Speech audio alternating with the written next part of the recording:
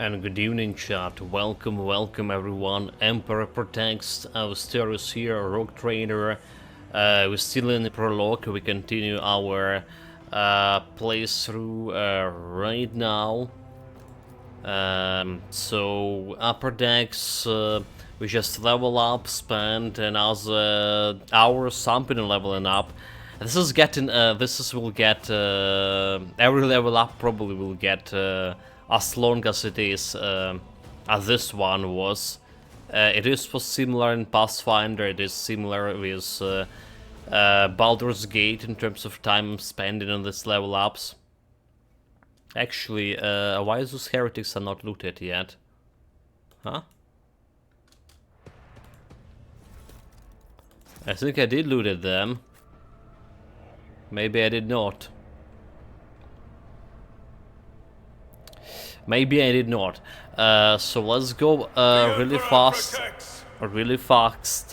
about what we got in this level 4, like super fast.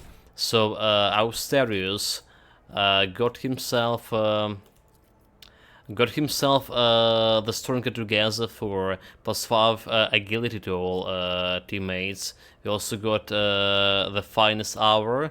That is the grandson ally extra turn with full AP and MP during the next turn. There's no attack limits to. Well, yeah, that we got. Our tank Abelard got himself Darren Breach. The warrior immediately restore all AP and MP. Hello, Skermantis also. Welcome, Greensmate. Gets agility bonus, MP unit, and end of the turn. They don't lose MP after performing attacks. The warrior has no limit to melee or weapon attacks this turn. This is all the heroic ability. That's all the ultimate heroic abilities. We got a living shield, so enemies suffer -10 penalty to their hit chance with the ranged attacks against the warrior. Every enemy in the 1 cell radius around the warrior stacks up to 3 times. OMFG. Yeah, it is a Warhammer, Chris, again. Skermantis. Ulster 2 greetings. Warhammer 40k. Rogue Trader. We did play the alpha tester. We've been an alpha tester for the game, and now it's a full version, full release. Here for Idira, we got Tides of Excellence. Whenever operator triggers exploits, we get this percentage 1 damage and 2% ammo penetration. And for Agenda, we got additional armor penetration for her bolt weapon. 10 armor penetration, so basically her bolter had 15 armor penetration. Now it's 25, is it? Or was it actually 5 to begin with? Anyway, for the Emperor, let's move. To the Void Ship Breach, I expect a big fight happening over here. Potentially the fight that we've been utilizing our ultimate abilities. Okay, it's some stuff we don't need. Sears, Kunrad, Boitsweek. So where's the guy? Adelthard? Is this dying? This doesn't look very good. Well, that's his problem. Where's my... Do we have like any additional loot here? We don't have any additional loot. Let the faith guide my path to glory. Sacrifice opens the eye. The second sacrifice draws its gaze.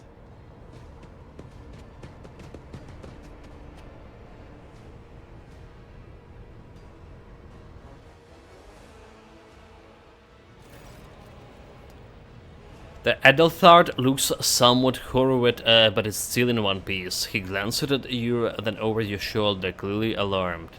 Austerius, you are here, but where's the Lord Captain? Theodora von Valicius is dead. I found her in the Arch Militant in her study.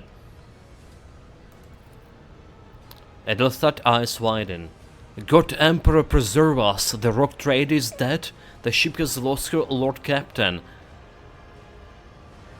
and the house is head. Edelthard shuddered and grabbed his shoulder as you watch.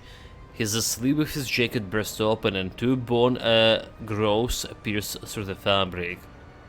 No matter what the ritual Kunrad is performing there, the warp is too strong. I cannot withstand it. I feel my body changing with every second, the warp ringing in the air. This is the end. We will perish in the warp, along with the warrant and all the dynasty heirs. The enemy of humanity has triumphed.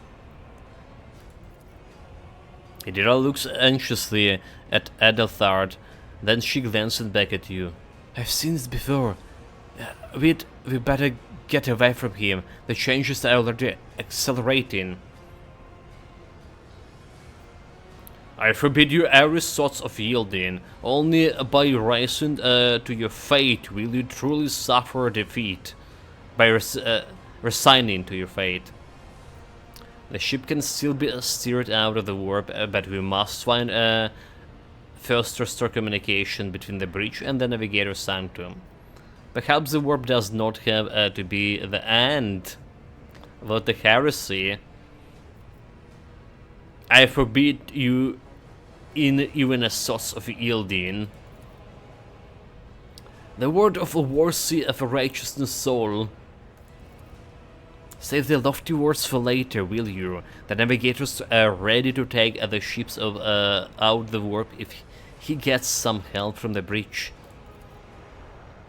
Edelstad stares at you, and his eyes harden with a cold resolve once more. Then we have no right to bow our heads. His last heroic sacrifice, except this guy summoning some shit here. You can see Conrad Voigstrier clearly in the gloom of the breach. The broken blade he is holding is stained with the dark drops that seems to have the pearlescent glimmer to them. We're out of time! Edelstad bites his knuckle, desperately sinking. You see a wave of ripples across the whites of Edelthard's eyes, and they begin to turn a sickly yellow. Draw new weapon. Oh, wait, clear, you despicable cur! The rogue trader's death will be avenged. To Edelthard. That complicates things. To the party.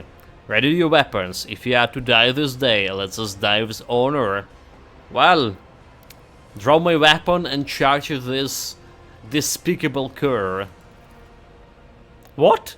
Theodora is dead? Voigtry stares at you in seemingly genuine bewilderment. No, that cannot be. Not now. I still haven't.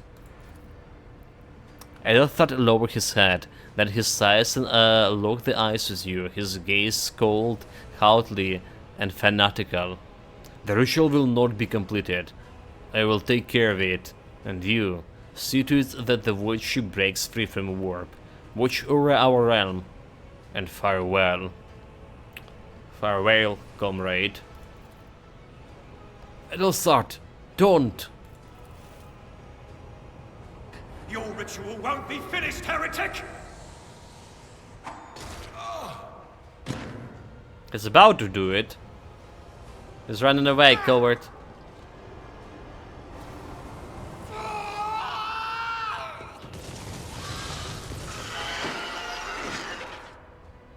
Well, he just became the horror. Your doom has been foretold. He did finish the ritual. That's a demon. Chaos spawn. 200 health. Are you kidding me? Armor 20%. Heretic cutthroats. Okay, the good thing. Well, there's no good things here. Hold it, there's no good things. Put our stairs here, you know, put actually him over here.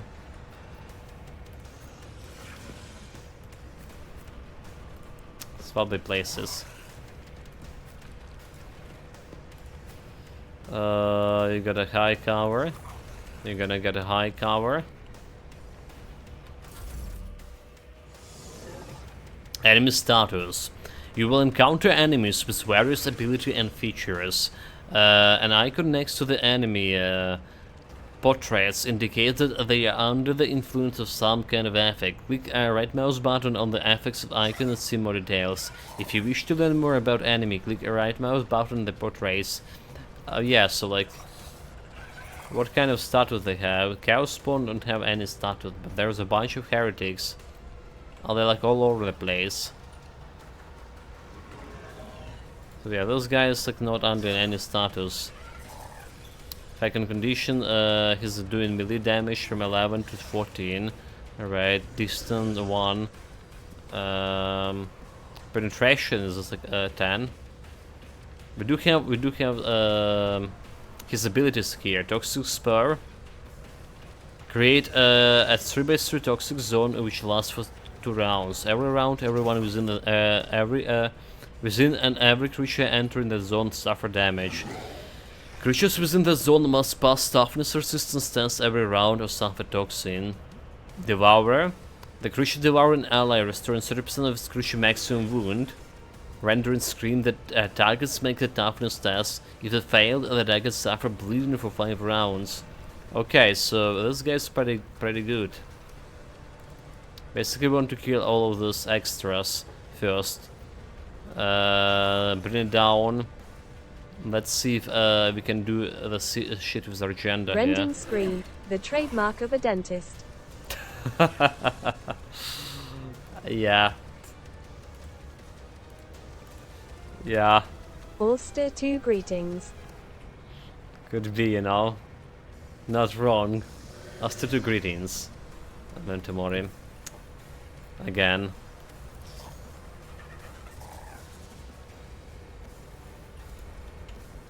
So we probably want to shoot just normal enemies here. Alright. Not going anywhere. Voice command, bring it down. So we get a voice command and you serve me on our agenda, I guess. I should try to kill those guys after. So if I shoot this guy from this position, I'll try to. Oh my dude. Oh no, I didn't want meant to bring it up here, you fool. What? Oh. Apparently I couldn't shoot from the position I was standing. Rejoice in service. Okay, she served me. Yeah.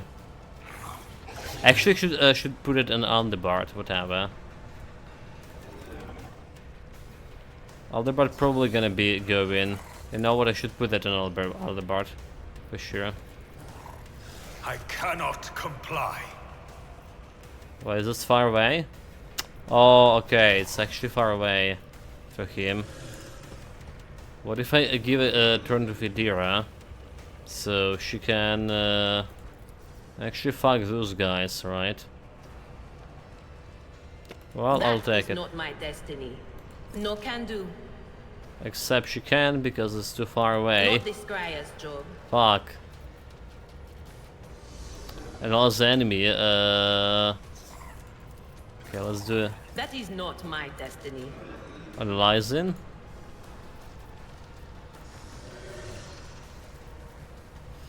Oh, well. I should consider the range here. Well done, Chad. Well fucked.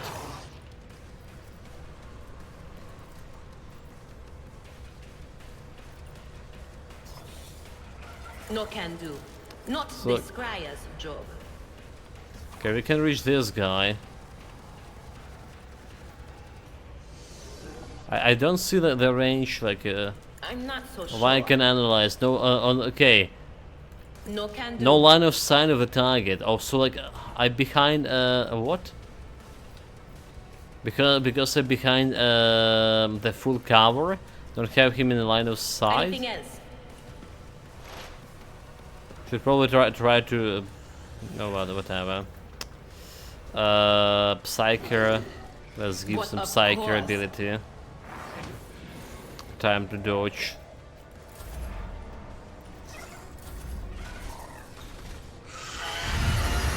There's Render and Scream.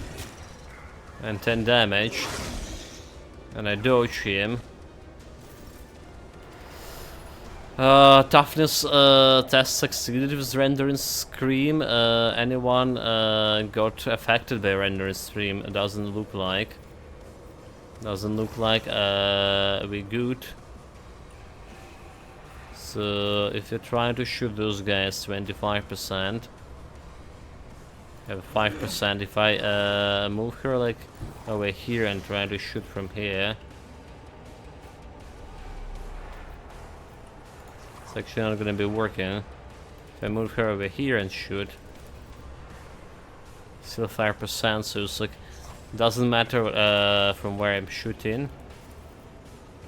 Could shoot from here. For the weak. 7, a little bit of damage over there. She got a wound. So this is getting me some momentum. Can I get enough momentum for her firearm mastery? Let's see. Faith without deeds is worthless. Almost is it? I want to see how much we have. We have 174. We need one more momentum. Damn it. Can I, if I kill the enemies, I probably can get that momentum I need if I kill this guy, right? So let's say I'm going over here.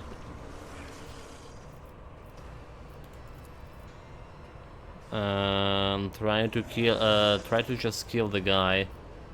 84%. Let's go. There is firearm mastery, momentum. To use the unique ability called heroic attacks at desperate measures, momentum is required. Depending on the action your party is in combat, the momentum bar will increase or decrease. A high momentum value allows the character to use a heroic axe. A lower value grants access to the desperate measures. Both abilities can completely change the course of battle, but every party member can easily use one of the other or other and only once in a single combat. So, firearm mastery. The soldier grants ability to make a number of extra attacks equal to the weapon fire rate, a minimum 2, using the weapon's attack that normally costs the least AP. These attacks do not spend AP. Units until the end of the soldier's turn, their first attack against each enemy automatically score criticals. The soldier immediately reloads the current weapon. So that's what we are doing. Our firearm fire rate for this bolter is 4. Alright, meaning we can get 4 attacks out of it, and everyone will be critical. So we want to kill those heretics over here. I am his will made manifest. So let's see. Have 84 on this. I'll do it. Critical. None can escape the Emperor's judgment. The first attack is critical for every. Well, his dodge. His dodge 84. Fuck it this. 37 on this guy, you know what? And she missed. So much for heroic ability, they're gonna be changing the course of battle. She got herself exposed out of cover and she's missed everything. Good job. Well done. Well fucking done.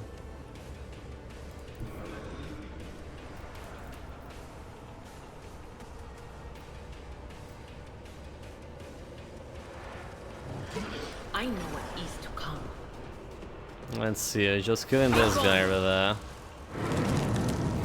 The warps, the void veiled, degradation. Wait, the degradation is 15 already? Oh, that's not good. It was like so big. Nobody told me. Probably want to expose him to 2. Alright, how much of stacks he has? Has 1 stack here. So we can increase the stack with an allies enemy. On it. And then we gotta expose. So this should give her some buff as well. Buff +1 to damage. And his armor value is 0 now, so we can deal more damage with melee to him. It will be done. Charge him. This heretic is gonna be staying alive for now. So brace for impact. That's gonna be helping our stairs too. Alright. For 1 round, the Navy officer and the allies and 3 cells reduce deflect for each archetype taken by Navy officer. Alright, we can make it endure. Damage, okay, next turn all incoming damage reduced by -5 and war against +5 temporary wounds. I'm gonna be enduring here. I'm gonna be smacking this guy for certain damage.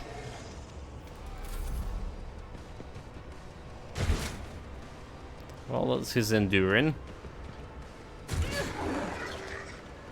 Okay, I just shoot his own monster. Mace. Alright. Bring it down. So we do want a voice command. Yeah, I should make the sword me him, right?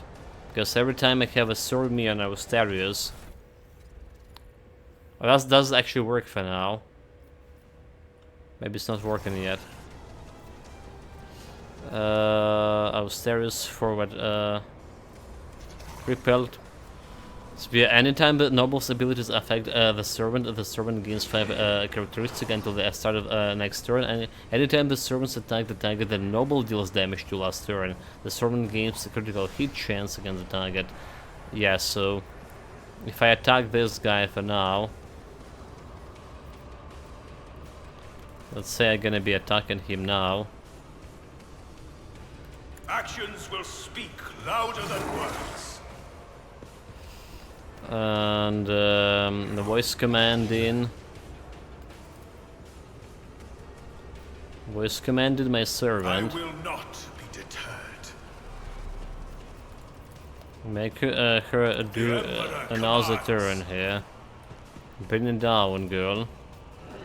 79. She has an increasing critical chance, supposedly. That is for the human emperor. 15. Wait, what? He just consumed the guy and what? Was it retaliation damage? Okay, agenda after attack succeeded at deal 8 rendering damage to agenda. So what happened? Use unfair favors a single shot. A chaos interrupt turn. Deal 15 impact damage to chaos spell critical. Because we have the critical, you serve me from 12%, right? And bring it down. So yeah, 20. Need to roll less than 27 for that. And then Chaos Spawn used ability to devour the heretic cultists. Energy boost effect applied. Chaotic Spawn heals for 61 wound. Why do you have like a Russian here? Chaotic Spawn is sports it, which has been used. Devouring and what? Why the fuck we have like a Russian language all of a sudden here? So deal rendering damage to 3 to agenda, deals 8 damage. So suffer flesh injury. Momentum change -10. Reason injury. Toughness text failed. She got prone. She misses her turn. Our stairs suffered from old injury already. How bleeding. And have old injury too. Momentum change by 0, a reason start of the turn.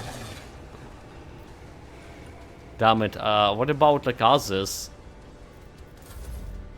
My faith shields me. It's just that? Success is measured in blood. Unconscious? Or your enemies. The character has lost consciousness, their wounds have been reduced to 0. The characters can no longer participate in combat, nor can they sustain it by any means. They will regenerate consciousness or gain consciousness after the battle and receive a trauma, which can be healed by resting on the ship in a certain other places suitable for rest. Well, this is the hardest difficulty for you, Sean. So there's one more like cultist, it could be another cultist over there. I guess we need to deal with those cultists first.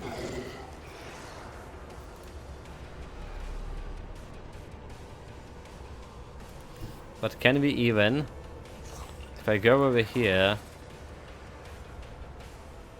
okay, seems like I can hit him from there. If I go this way. But that's like where the agenda died. Analyze him. Will do. What? So that's gonna be removing him out of this. I do like a warp. The veil degradations here. We can see ghosts and seeing.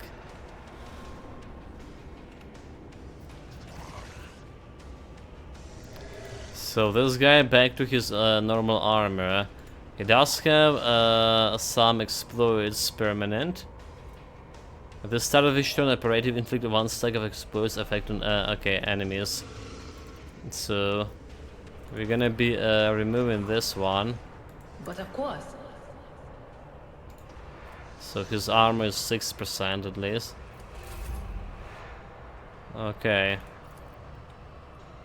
Unless as much as I want to go and kill that guy. Probably can we? Endure.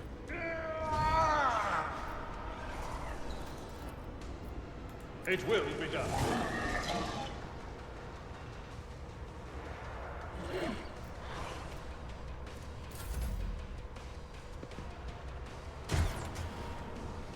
Okay, we need to deal with that heretic cultist somehow. But for this we need to move Indira, alright. Okay, voice command on her. Voice command on her. And bring it down on Abelard.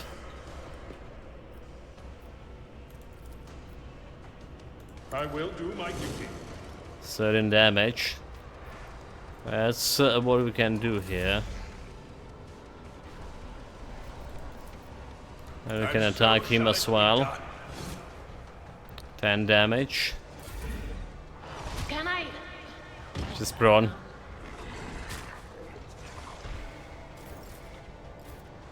Now we can't really deal with this cultist, like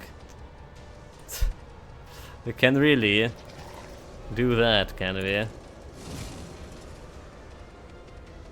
Move her in a bad position for sure. Endure.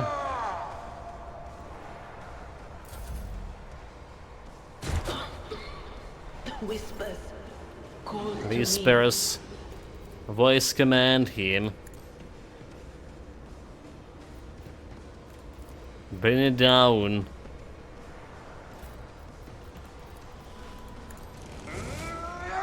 Now's 11 damage. This is pointless because you get healed because of that. Yeah, here you go. You got healed. Render and scream. Darkness consumes me. He'll do that. But we did resist the render and scream, did we? Stirs him all injury. Have still bleeding. 8 health bleeding. What sorcery is this abomination? This is the guy who tried to help us, and then he just became like abomination and didn't help us. He's another heir to the One Malicious dynasty. Well, no more. So we getting a throne for myself. Welcome back, Philax. Ulster 2 greetings. Yeah, that's just destroying me. Some questionable tactical decisions were made. Meanwhile, I can still fight.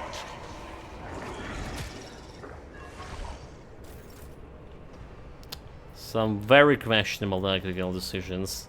At your beck and call. 17. Endure. Incinerate the full Ulster 2 greetings.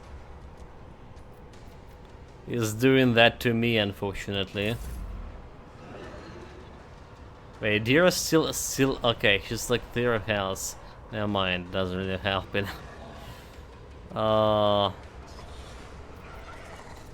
Come on, And so shall it be done. exterminate him. It will be done. Maybe we get my heroic ability. Endure. Exterminate him. Actions will speak louder than words. 9. It's for health, is that? Ice Prawn! No! No, Aldebart! What is this sorcery it is? Not my worst day. It's his worst day! Failed! Your journey is over. Failed in tutorial. Jesus Christ. Very well done. We died in tutorial. Yeah, I mean, okay, so like I remember Pathfinder first, the first Pathfinder, the Kingsmaker. There's like some classes could even complete tutorial. That's how it was, how hard it was. Okay, yeah, the questionable decision we'll make, I was saying. Alright, first of all, we need to, for this guy to serve me. That's to make way more sense. Way more sense. Bring it down with This is agenda. beyond me. Except if we can go and bring it down with agenda. Because I need to move at least.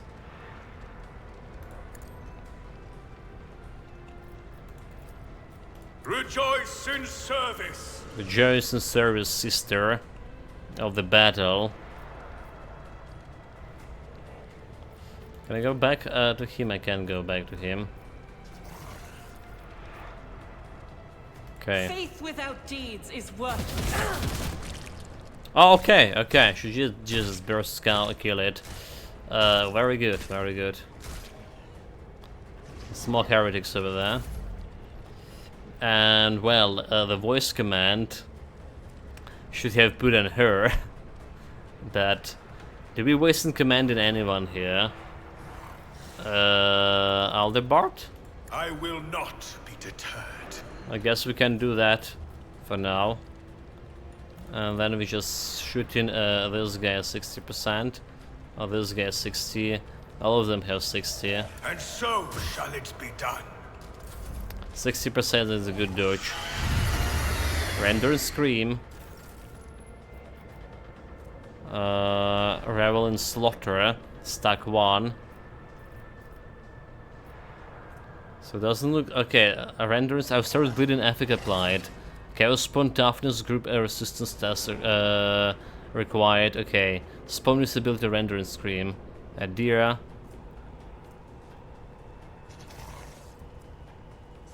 Our serious disability. Okay, so how did we got bleeded?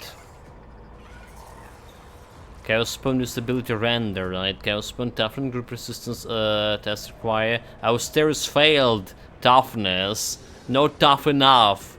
Like all these women in a group, like tough enough, but not our commander.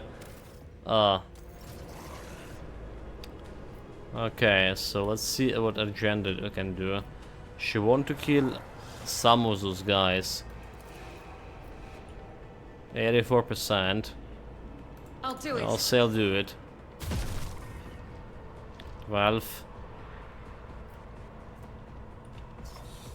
Run and gun, I'm gonna be exposing myself, however. But I don't actually need to run and gun, I just need to shoot him again. 84.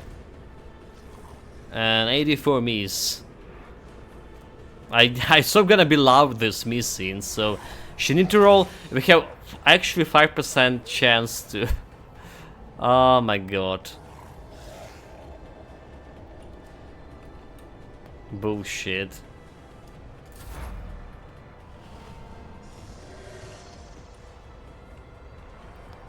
Let's see if I go over here. Who I can reach with him. I can reach this guy. I can reach this one. I can reach any of those guys. And we need to do that. That is not my destiny. Wait, you can? But you say you can. Will do. Okay, I guess we're killing this guy. What an unfortunate turn of fate. Momentum. We get some momentum with her. Operator immediately inflict one explosion on all enemies in combat and makes 3 attacks against a target. The attacks always hit, and like the ends, until the end of the combat, the targets of this attack suffer minus 30 penalty reduction and penalty armor. Yeah, we're not using this one. Dismantling attack. This first or second weapon. What we want this protection. And Lord Austerius. The veil is ripping apart. Aldebert. Well, Aldebert do want to run and gone. Victory is imminent. I guess we're just hitting this guy for now. His heroic ability immediately restore all AP and MP and gain 5 MP until the end of the turn. They don't lose MP after performing attacks. The warrior has no limit on melee weapons attacks this turn, meaning he can hit him like 4 times with normal attack, if anything. I will do my duty. Gonna be endurant for now, we're not using heroics. Not heroic enough. Okay, he's endured that hit. Pain and duty go hand in hand. Nice, he's endured everything. Well, apart from that. Okay, so I can a voice command or gender here. Cause she's gonna be using her heroics. I can bring it down. So a finest hour, the officer grant an ally an extra turn with a full AP and MP. During the extra turn, there's no attack limits. Yeah, it's fine. The Emperor commands. Emperor commands her to just attack over here. So 4% to kill this guy. Should I just kill him normally? Right, 92%. That's gonna buff my gonna get me the final stock for Revel in Slaughter. As the Emperor commands, I act. Each strike is a prayer. Okay. Wait, it didn't stack? Oh, okay, only, wait, what? I have 2 out of 3 an armor. But getting this one, it will be good. Getting her fancy ability right now would be very good.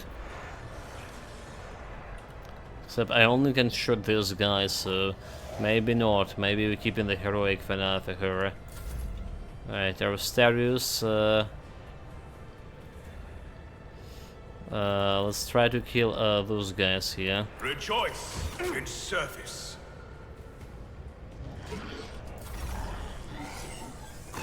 See if okay, the poison there. Aldebard on the ground. Didn't serve me well, very well. So if I go over here, I can try to hit this guy and kill him. I'll also be able to hit this guy, kinda, but I'll not be able to kill this guy.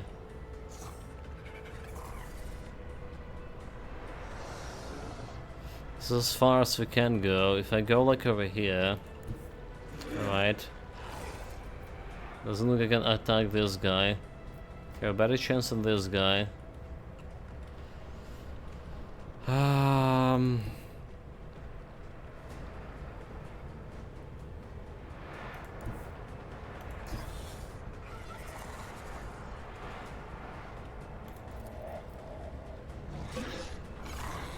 Still have can I not attack this? Okay. Don't really need to go anywhere. I can attack those guys from this direction anyway. So here we go.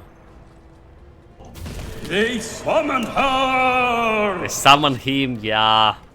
Yeah, that we already you missed our triumphant defeat, Nicholas Rob. Ulster 2 greetings. We just got smash bait these guys to pieces. Squad wipe. Squad wipe. Ulster 2 neckanthrope. Completely. Complete and utter wipe. Nice LUL. Yeah.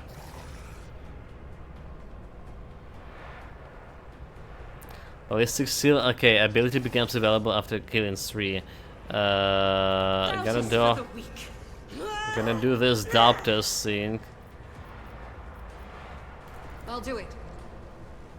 Can kinda shoot them as run and gun too. At least it means the combat on Max is challenging even early on. Yeah, yeah. Did he just shot Ardebald? Okay, he hit the camera. Can't really relax, huh?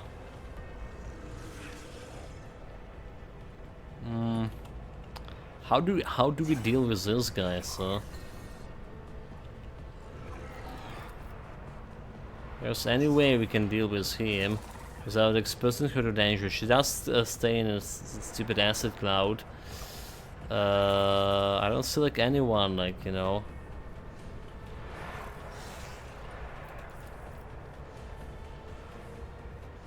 Let's get him a shield. Was that you? Or...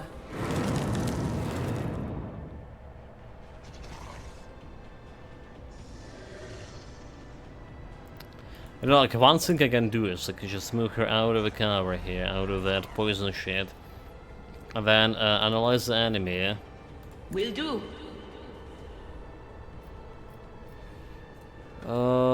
They can't remove really his weakness, but can do like psychic shuriken on him.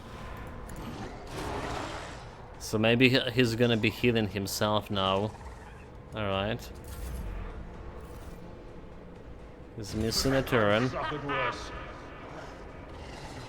He's prone, so they're always hitting him. This guy's still prone.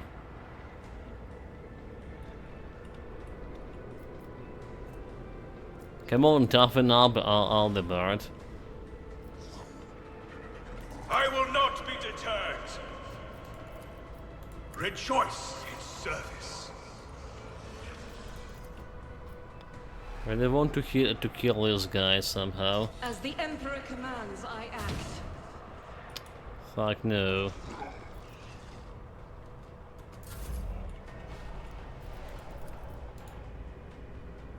Oh, like he's blocking me from going and shooting anyone of there. 22%. My enemies Okay, I'm gonna shall be take it. crushed like dust beneath 11. my feet. Okay, all right, all right. Not like this. Oh my god, don't you dare! Oh, don't you dare!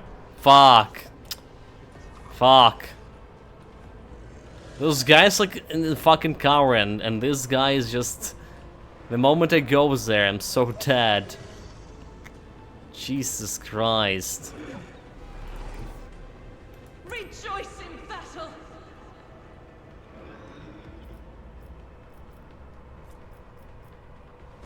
I can't even use the bolter That because... is not the Emperor's will.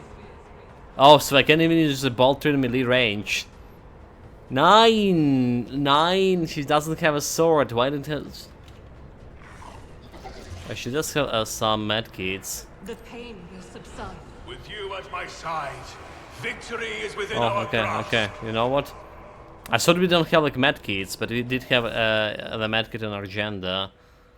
Well, time for round 2. She didn't bloody melee weapon.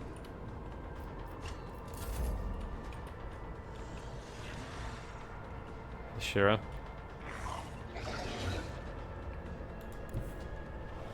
So can I reach this guy from this area? It does look like I can kill him. Can I kill him, this guy? Not disgrace, Joe. Not on a line of sight. If I go like over here... he's still not on the line, is it? On it. Actually, he's on the line. Why did I not foresee this? Well, got attack of opportunity from this boy. Which is fine. They sell it fine.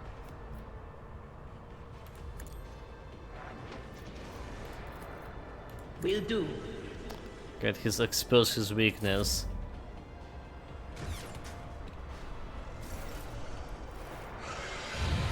Okay, render and scream. Whispers. Is that? Louder. Okay, agenda did dodge. Strength to carry on. Auster is finally back, so agenda really want to go and kill this guy somehow. But we like in melee range. Move through me. Be the fire in my heart.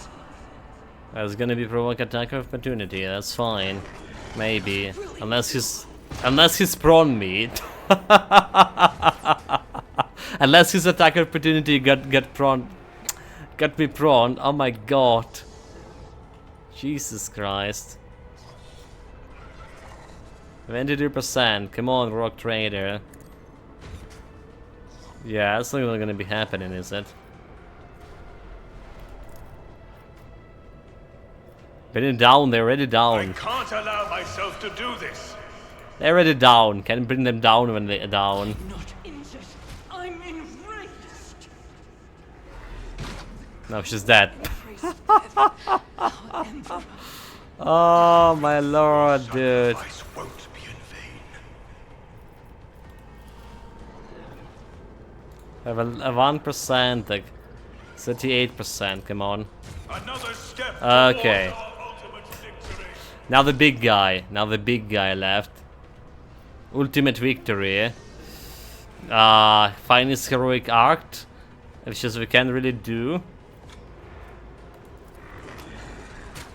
Wait, reloading the gun actually provoke attack of opportunity? Tactical genius Worcester 2 FOL. Did you know that reloading your weapon provoke an attack of opportunity? Fuck this. Do the block! No! Why you did go prone? No, you fool! Jesus Christ, I'm working with the fools. Well, that's a good stuff, chat. We're learning.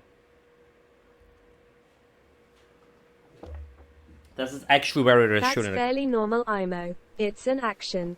It's an action.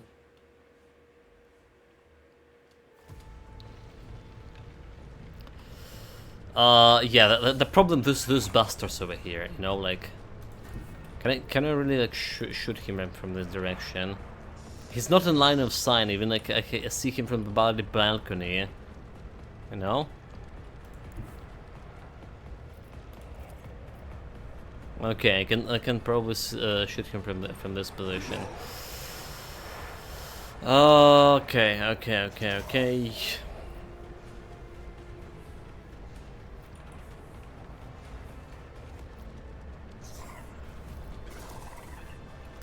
So we're gonna be you're gonna be serving me. Weapon that will crush the heathens.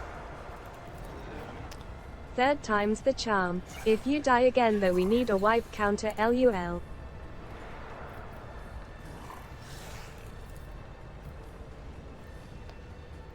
Getting down.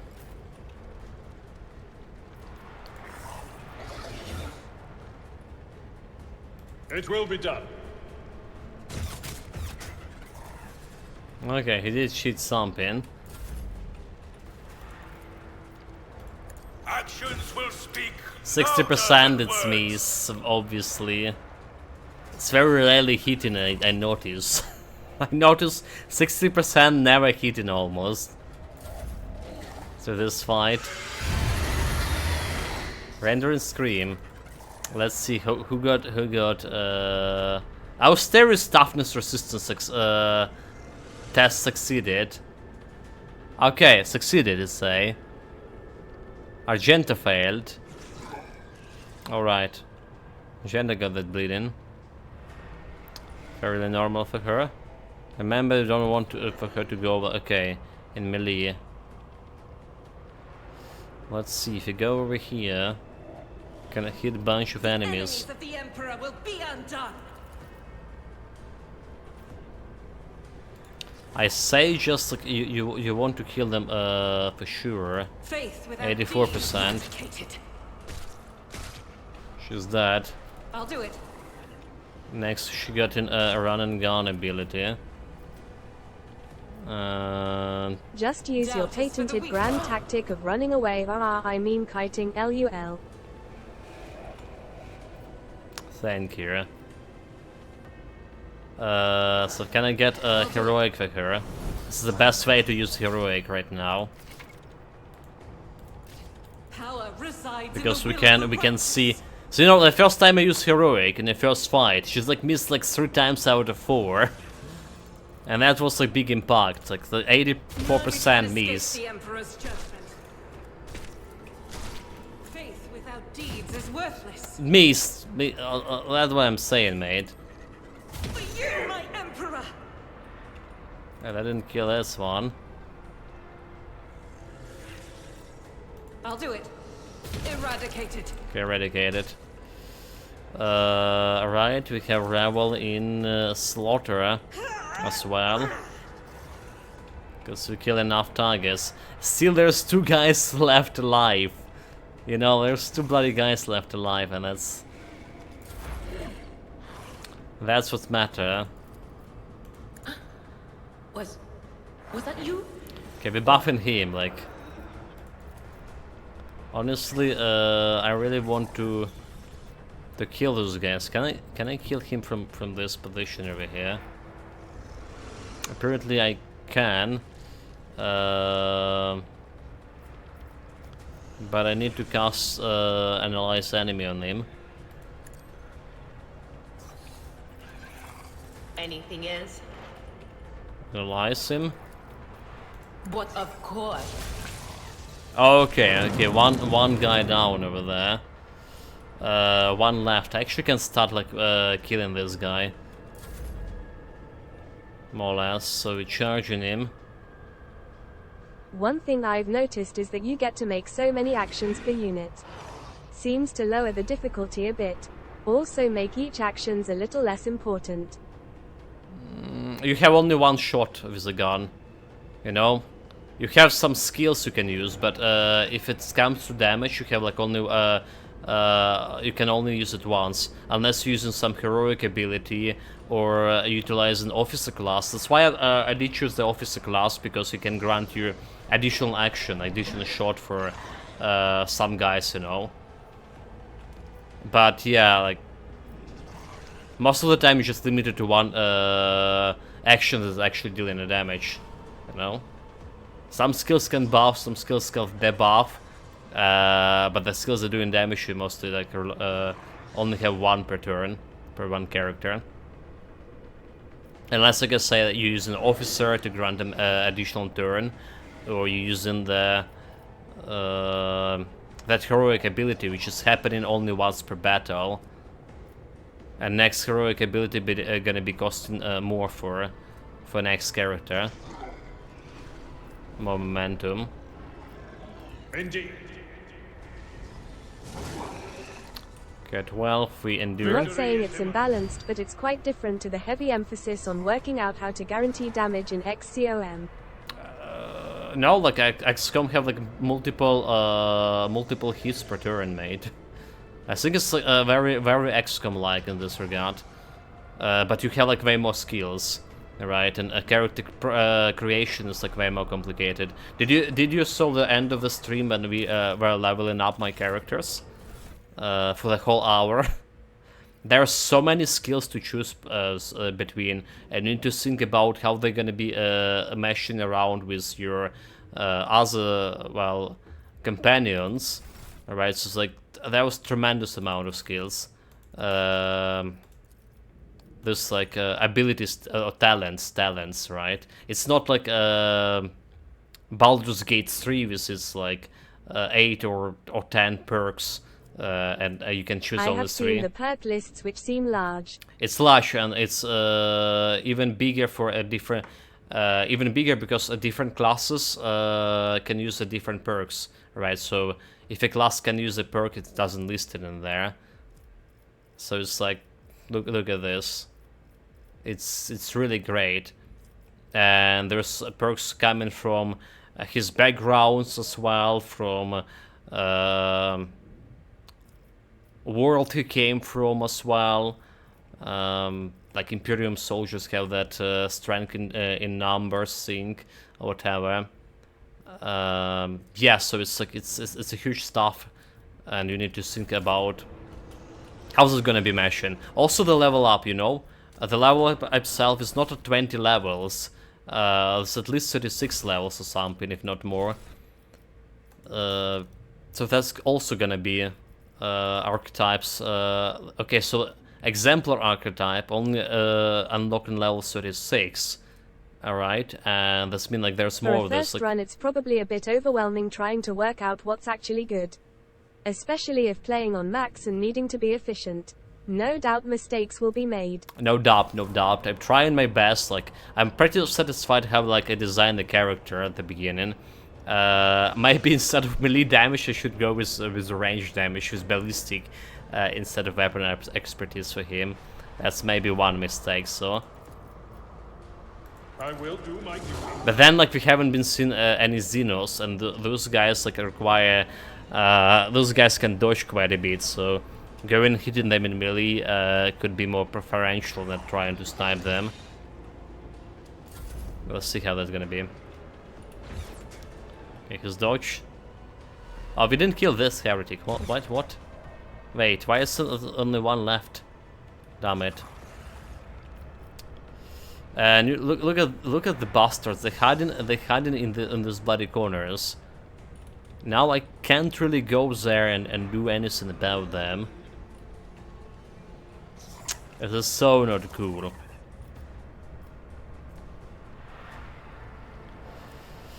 This is so not cool. So this guy exhausted, is it? I retext it, so we can bring it down with voice command or gender. And try to bring it down to. Rejoice in service. So she really need to hit that guy, but she can't see him from this position. Meaning like we're hitting this guy. That is for the weak. And he dodged 80%, more than 80%. Should have like run and gun there, but whatever. Okay, Asterius can hit them from any position here. 41%. The Emperor commands.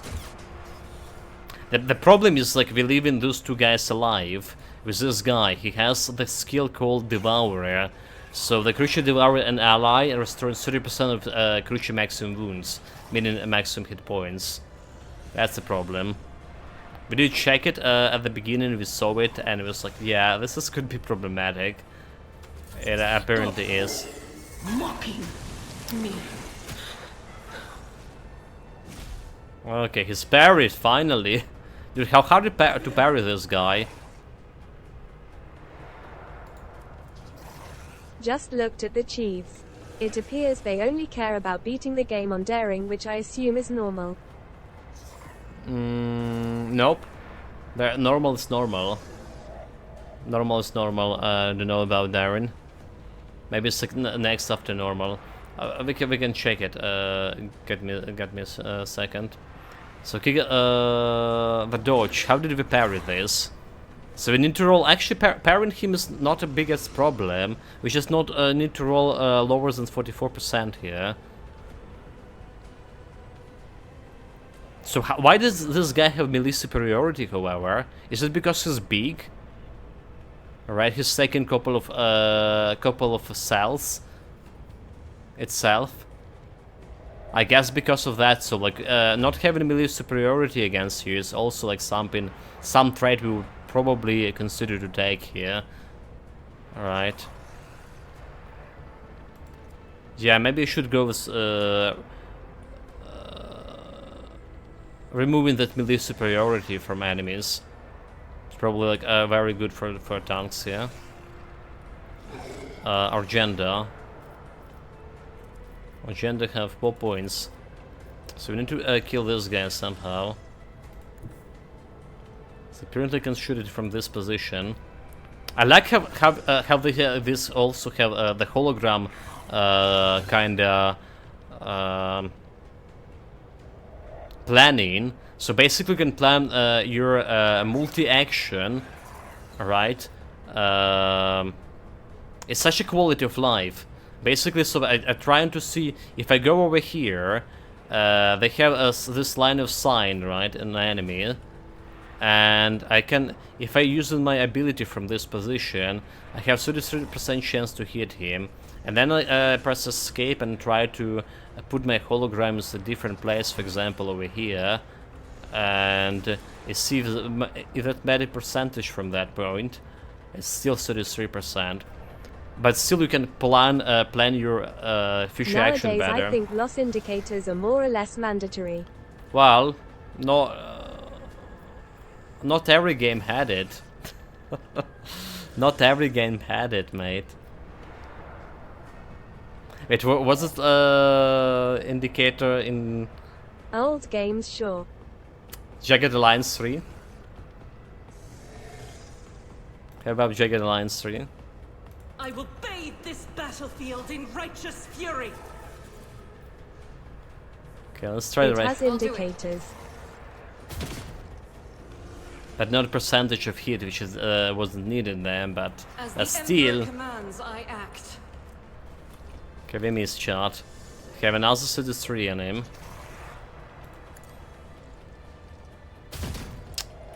Yeah, I mean, 33 is a very low chance to hit to begin with. She doesn't have any visual on this guy. I guess the one thing we can do, we can expose weakness, analyze this guy. Will do. So if I hit him right now with a scream, she's dealing some damage. I just forgot to move her out of the poison.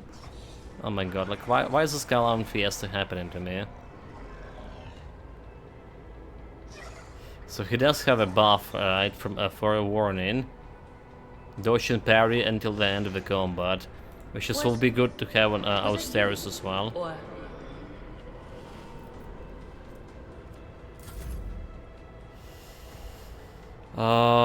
Let's see. We can get this brace for impact You ability can get too. percent if you use mods, so that's up to the player.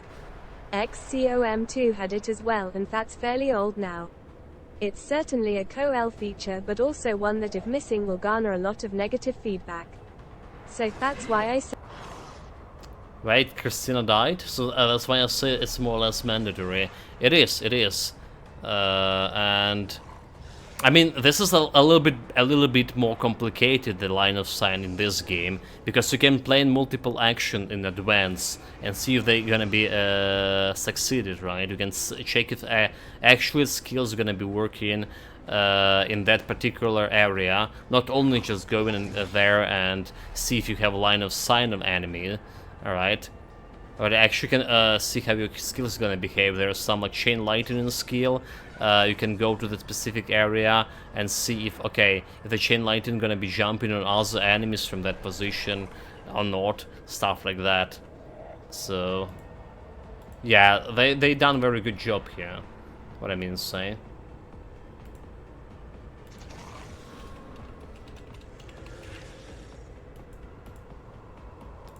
Okay, let's bring Christina back.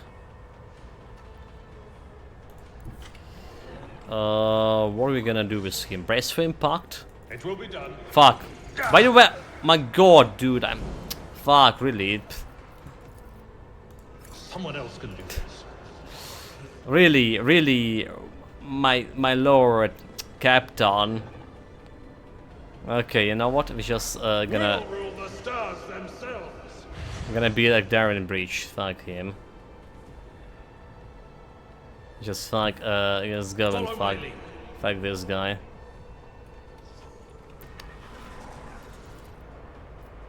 At your beck and call. Using the heroic ability. Reduced to dust. So those guys died. Those guys too far away. What about me shooting him? 74%. Indeed. Okay. not That's interested. about all. Oh, I still can attack normal weapon here. But if I can shoot with his pistol. So it's saying, they don't lose MP after performing an attack. The warrior has no limits on on melee weapon attack. Okay, melee weapon, but we have still a limit on range weapon, which is the one. Well, that makes sense. This will dispose of all enemies over here. Now it's just like if you can face down those guys. So now we just will be okay.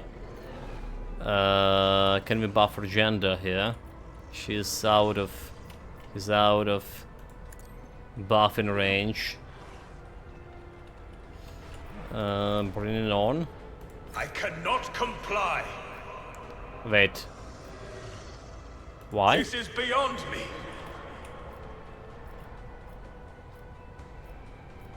Is this okay? Is this like okay? She's like kind of far away apparently. Your So I need to move out. I will not. She's kind of interesting because she was like staying too close. I need to increase the range of this command. There's a passive for that too. I'll do it. Okay, die, you spawn. And doing a mistake like attacking him in melee. I can't. May the Oh, I can. divine's will be done. He dodged. Wait, you can reach the agenda from that area. Fuck. Success is measured in blood. That's really fucked, right? Let's see. We do have the buffs on them. So what we want to analyze the enemy. Anything else? We want to remove his everything out of it. And then we're gonna scream on it. Anything else? 12 damage. Let's just start dealing the damage to those boys. Okay, you're gonna be running and gunning.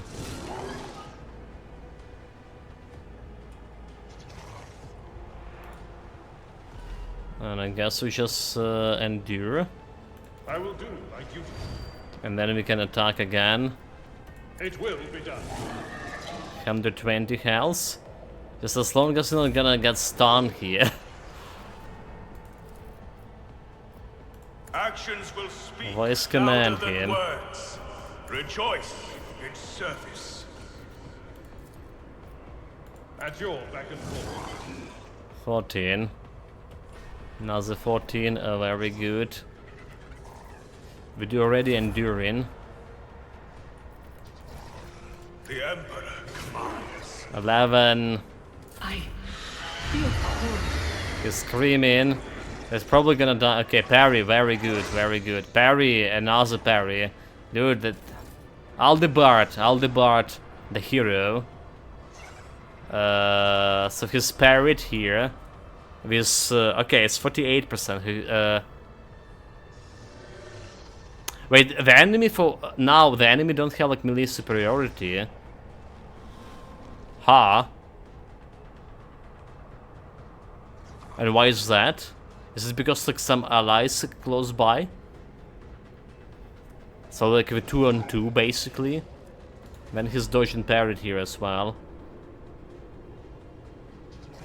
Dodge 6 and attacker's weapon skill -25, base parry chance +20, chainsword, the forewarning. Okay. Okay, we're doing the same shit over here. Was that you? Scan him. Or Shadine was bleeding next turn. Expose else? weakness. Scream. will do. Okay, screaming does bring in a veil. Degrade the veil. Okay, Aldebard. Can't really run him. That's not the Unfortunately. Seneschal's job. Indeed. Chainsaw him. So he gets an additional damage because we have that attacks. The damage modifier. Expose weakness. Okay, minus armor. You serve me, right? Plus 12% critical. Okay. Oh no, no, just damage, right? Melee critical damage modifier. Never mind. Never mind. Never happened. All right. Endure. Getting this temporary 6 health.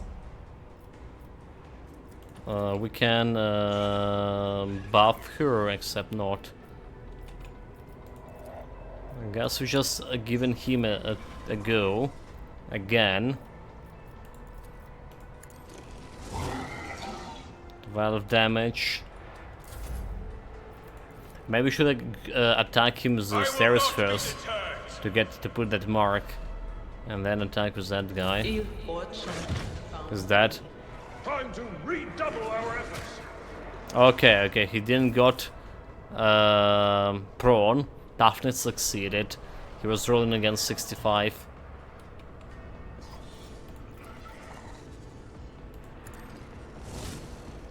Ten only. Shot, we actually winning this. Except two people dead, but we winning. Believe me.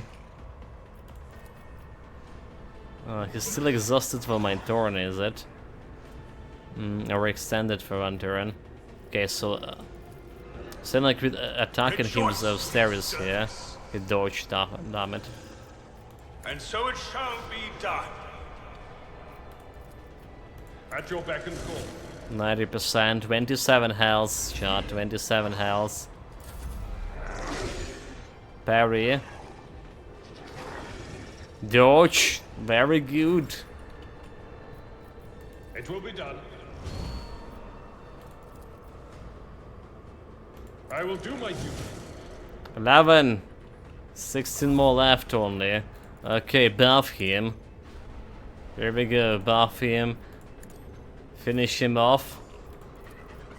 Indeed. 12. Aristerius, you have an owner. Rejoice that your corrupt way has failed you. Your corrupt way has failed you.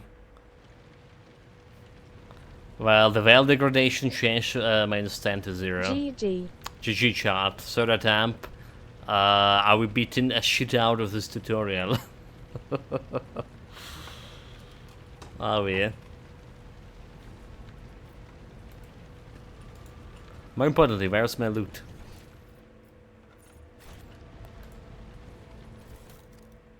So we have a blade shard. A blade made from a mysterious metal that shimmers with a natural color. Okay, we can't do anything. It glows of endurance. Whenever the wearer of this glows get an injury, or falls unconscious in combat, the allies gain +1 bonus to damage. Okay. Mantle of Heroism require ironclast follower. Each heroic act used in battle increases the viewer dodge by 20% at the end of the combat. Alright, let's just grabbing all of this. Can we like loot anything else here? So there was a chest. There isn't any chest. So he has old injury here. She has broken ribs. Minus strength and toughness, minus 20. Action points are reduced by 1, 2. Head trauma too. And she also had a head trauma. Beautiful.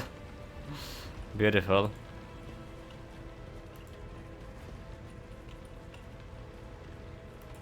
It's almost look like we're winning. The Divine watches over us. Well, Divine watches over us, so that's good. British officer. But I mean, he's barricaded behind. Let's see what can like we use those gloves on. Attack skills. Guess this is whenever I get injured, so I get unconscious in combat. This is very good on our stereos, is it? The unconscious gloves. Okay, can we put the cloak on? Okay, Aldebard, because his alliance is iconoclast. Alright. So this guy is level 2 adherent, having the follower. In order for wearing this cloak. Which is... yeah. Need a follower. Increase his dodge, very good for, you know, for melee class 2. And can't do anything with this one. We are bound by the blood of martyrs. So how the fuck we going here?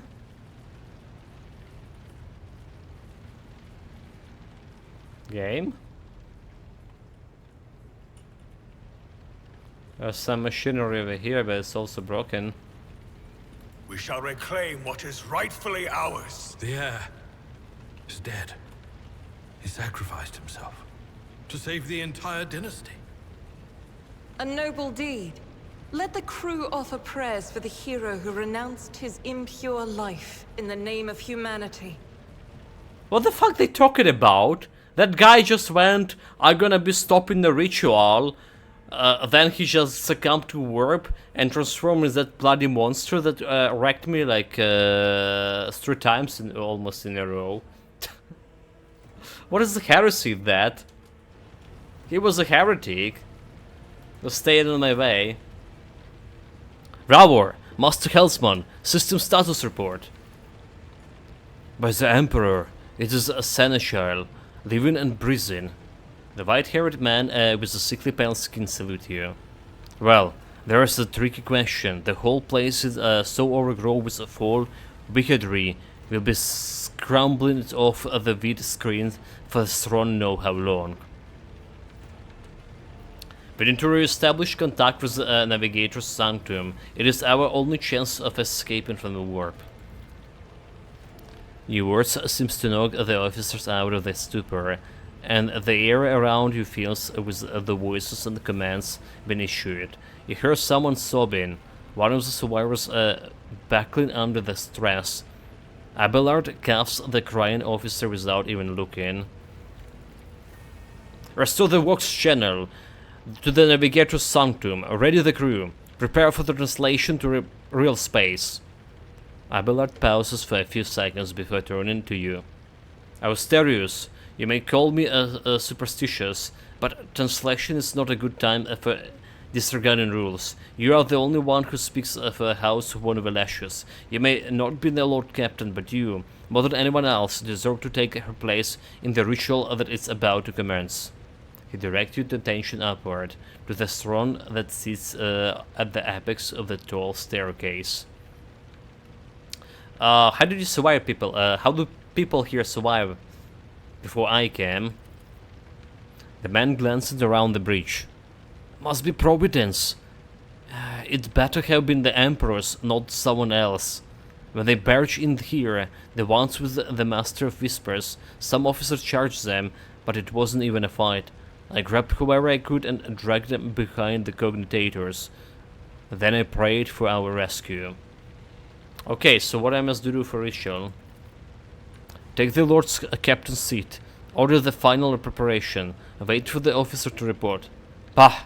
Blast it all to the void. Translation is a craft, not something to be explained in a tick. Just go up the throne, Master of Stereos. Those people are about to do the impossible. The least they deserve is the solace of seeing a figure sitting on the usual spot. Please hurry. Every second we wasted is a terrible risk. Okay, I'm ready. Begin the ritual.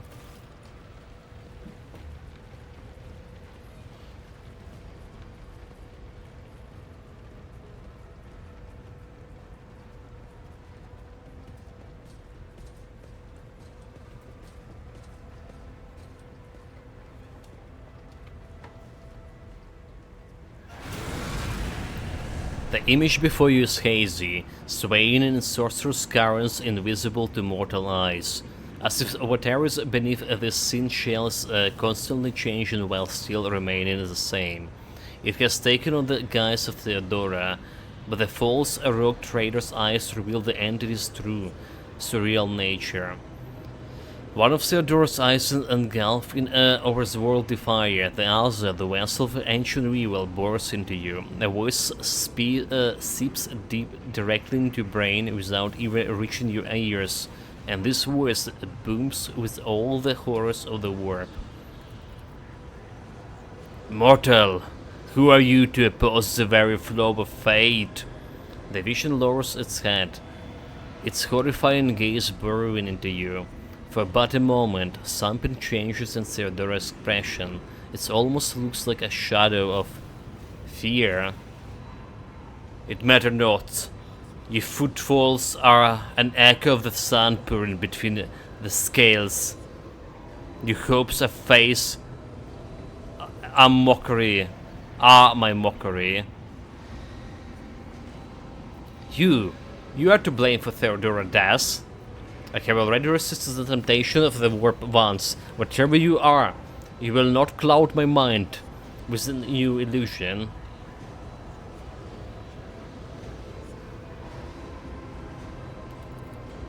Theodora hisses almost painfully, as it's wounded by your words. Resisting the inevitable means only that realization and submission will bring greater torment. There is no power that can hinder the flow of fate. Your head begins to spin and vicious drops slither down your cheek. You blink, and you are no longer looking at Theodora. It is the traitor, Worktweer, just as fluid and ephemeral as the previous apparition. The same terrifying voice ceases from his lips. The aspirant vowed to return with a trophy, a relic that could serve the age of daybreak. That fate was sure, and the steps chosen, and yet you broken the unbreakable when you took the aspirant's place. I see you. On the day when your final dawn rises over the Iron World. I see you by my side on the day of my resurrection. The image is scattered by invisible sorcerer's wind, and you see Idira, her eyes aglow with the same sinister flame. Your image is woven into the tapestry of things to come. I am the wheel of the weaver of destinies, and today I will weave the new thread of elusive possibilities and fickle chances. The thread that will lead you out of the maw of irreversibility. The thread that will help you find the keys of salvation. The thread that will guide you, and the weapon of our return to me. A cavalcade of hazy glimpses of a future yet unknown passes before your eyes. A flash of crimson, purple. The images replaces one another in a violent kaleidoscope without even letting you get a proper look at them. So the reaping mirage, you see a twisted image of Abelard, the Lord Seneschal of the dynasty. The bus is set, child of the dawn. That thread is woven. Follow it, servant of mine. I'm not your servant, I'm serving Empire and Emperor. False demons and false gods. The Rowers turns around and look up to you. He hesitates for a few moments, then addresses Abelard, who is standing next to you. Seneschal, the navigator's sanctum is silent. The Vox signal is stable, which means... Abelard nods absent-mindedly. The navigator gave his life battling the storms that nearly claimed the Von Valesius flagship. We will honor his memory along with that of all who died this day. Rever does not look away. He has given you a hard stare, his white brown furrowed. Seneschal, will you tell us now? Who is that? Where is the Lord kept? As First Officer, it is my duty to inform you with the greatest regret and indelible sorrow that Lord Captain Theodora von Valancius is dead. May her memory never fade from the annals of the dynasty. Instead, it takes time for Abelard to respond. He watches, grits his teeth, unable to bring himself to say anything. Finally, he adjusts his blood-stained coat, straightens and begins to speak. By right of blood succession, and with the absence of other kin who could challenge this decision. After waiting out the first wave of shocked cries, Abelard glances at you and continues. Say nothing. It is hereby declared that the successor to Theodora von Valancius is her heir, the rightful inheritor of the warrant of trade, and the title of Rogue Trader. The official ascension ceremony will be held at a later time. In the interim... have you lost your tongues? Hail your lord. It is because of his toils that we all still live. Abelard stops short and glares fiercely at the confusing officers. The deed is done, Master. My apologies. I meant to say Lord Captain. And that's how Chad Harvey became a Lord Captain. The Sensual turns to you. He looks at least half a decade older. Well, not as old as I am, is it? The treachery of the Master of Whispers was fruitless, but victory came at a great cost. Lord Captain Theodora von Valancius perished along with her heir, Edelfrad, Whisper. and thousands of crew members. Master of Whispers, Memory Whispering. Treacherous girl. Whispers masterful you. Yet hope remained, for the second in line to the Rogue Trader dynasty survived. To hang the ancestral banners once again, and exact vengeance on the enemies of House von Valancius and humanity. So they say one Valancius, but it's one Valicious for me. It is will be all one Valicious. Valancius. Doesn't sound powerful.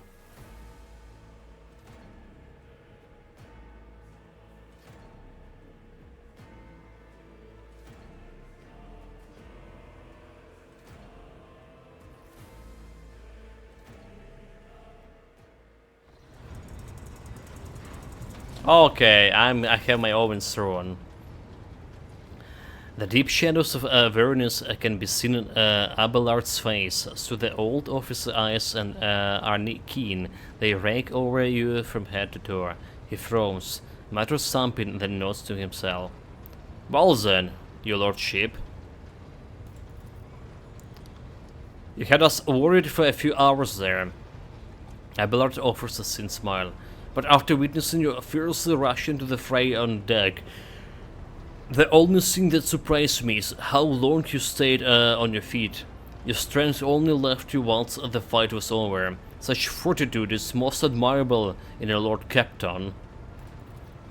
You must now hold your first officer's briefing in your new role as Lord Captain. For many of those who are about to join us on the bridge, this will also be their first briefing. We sustained massive losses among the senior and middle-ranking officers. Some posts have had to be filled by the deputy's deputy, while others go unfilled entirely. And now, the Dex clans are deciding who will take over the leadership crew. Okay, how did it become to lose so many officers? It appears that heretics were deliberately targeting the vessel's commands.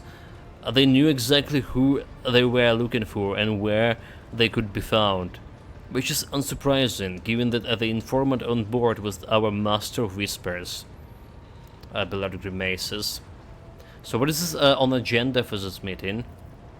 Reports on the condition of the ship and crew. The Lord Captain is not usually drawn away from her important affairs to attend such routine briefings, but this is a unique situation. I am still receiving updates from across the ship, and they are not encouraging. Getting this bird to fly could take a gargantuan effort. Even so, far as we personally negotiating with the authorities on the system we are currently in, so prepare to hear a bevy of complaints and excuses, your lordship. Take this opportunity to get a good look at the officers who work 6 decks away from the breach, and they in turn will have the honors of beholding the visage of the Lord Captain. Have you succeeded in tracking down the Workstweer? Abelron greets his thieves. No, Lord Captain. In all the communication, his trail went cold. Our people are still on the hunt for him and any mutineers who may still be sulking in the ship's main corridors. But frankly, I would not be surprised to hear that we are now one shuttle short. I'm afraid that it will be some time before he answers for all that he has wrought. Okay, what is this? Like, I do not wish to be a rock trader? No, I do. We're skipping on that dialogue. I'm ready to start the briefing. Summon the officers. Need to execute, you know, the image of power, authority. With a gesture, Abelard reveal the order, relays the orders to the adjutants at the far end of the magnificent chamber. You know, you can't be soft on those people. Consumables. You have found a consumable item. Grenades, simulants. Oh, okay, that's thank you, game. A dozen pairs of eyes bore into you. The expression revealing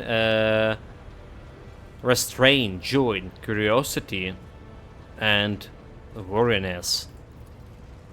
Attention, officers! You have been granted an honor. Lord Captain Austerus von Valicius will personally conduct today's briefing. The most gracious Lord Captain is ready to hear your reports. Yawn.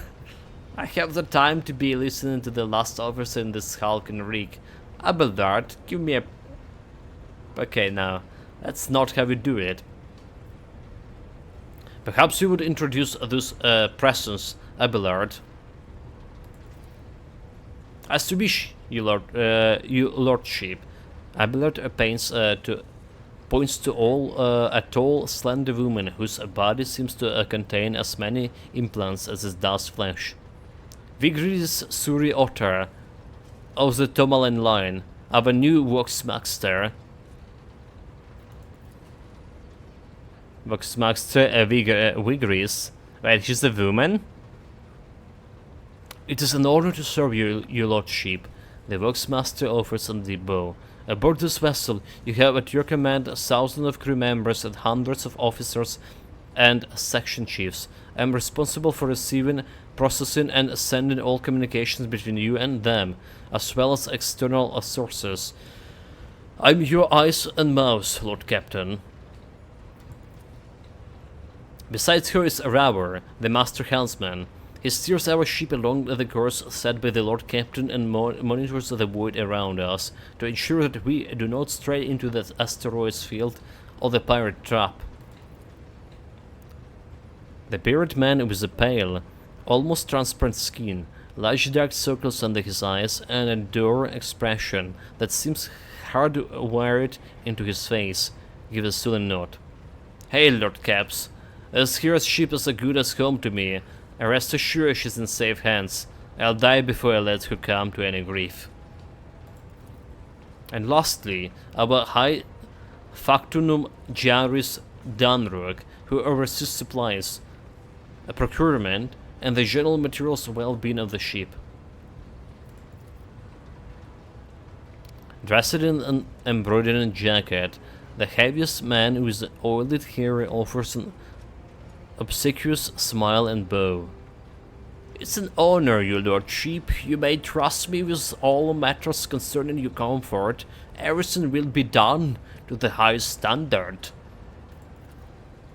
In the second row, we have the 3 officers charged with overseeing the ship's vital functions. The Master of Ordnance is responsible for artillery board. The Infernus Master, whose crew work to prevent and extinguish fires on the ship. And lastly, the Driver's Master, servant of the Omnissiah. The 3 officers salute you. The Infernus Master does so with confidence, while the Master of Ordnance betrays nervousness. The Driver's Master offers a salute resembling a dance, involving the complicated manipulation of all of the tech priest mechandendrites. Mechandendritites. Mechandendrites. Jesus Christ. Yeah, should be familiar word for Warhammer Universe fans. And tentacle-like robotic limbs prosthetic surgically attached to the spine. Yeah. So is it everyone? Unfortunately, our Chur Master, the esteemed Zachary Weiss, head of the Astropass section, is unable to join us. He is in charge of the communication with the distant star system. Master Weiss has been in a trance for some time now, attempting to contact other planets in the Von Velicious Protectorate and inform them of Lady Theodora Passin and Conrad Voigrid's treachery. I will deliver a report to your lordship on the Astropass progress as soon as it's possible to do so. All other present are adjutants, secretaries, and deputies. They are here to make a record of proceedings. Okay, let's go in order. We should hear the Infernus Master's report. "Yes, Lord Captain." The tall young man bows his head in deference. "I can report that all fires across the decks have now been extinguished. The preliminary damage assessment, in terms of material losses and crew casualties, has been completed. The results have been submitted to the Seneschal at the highest factotum.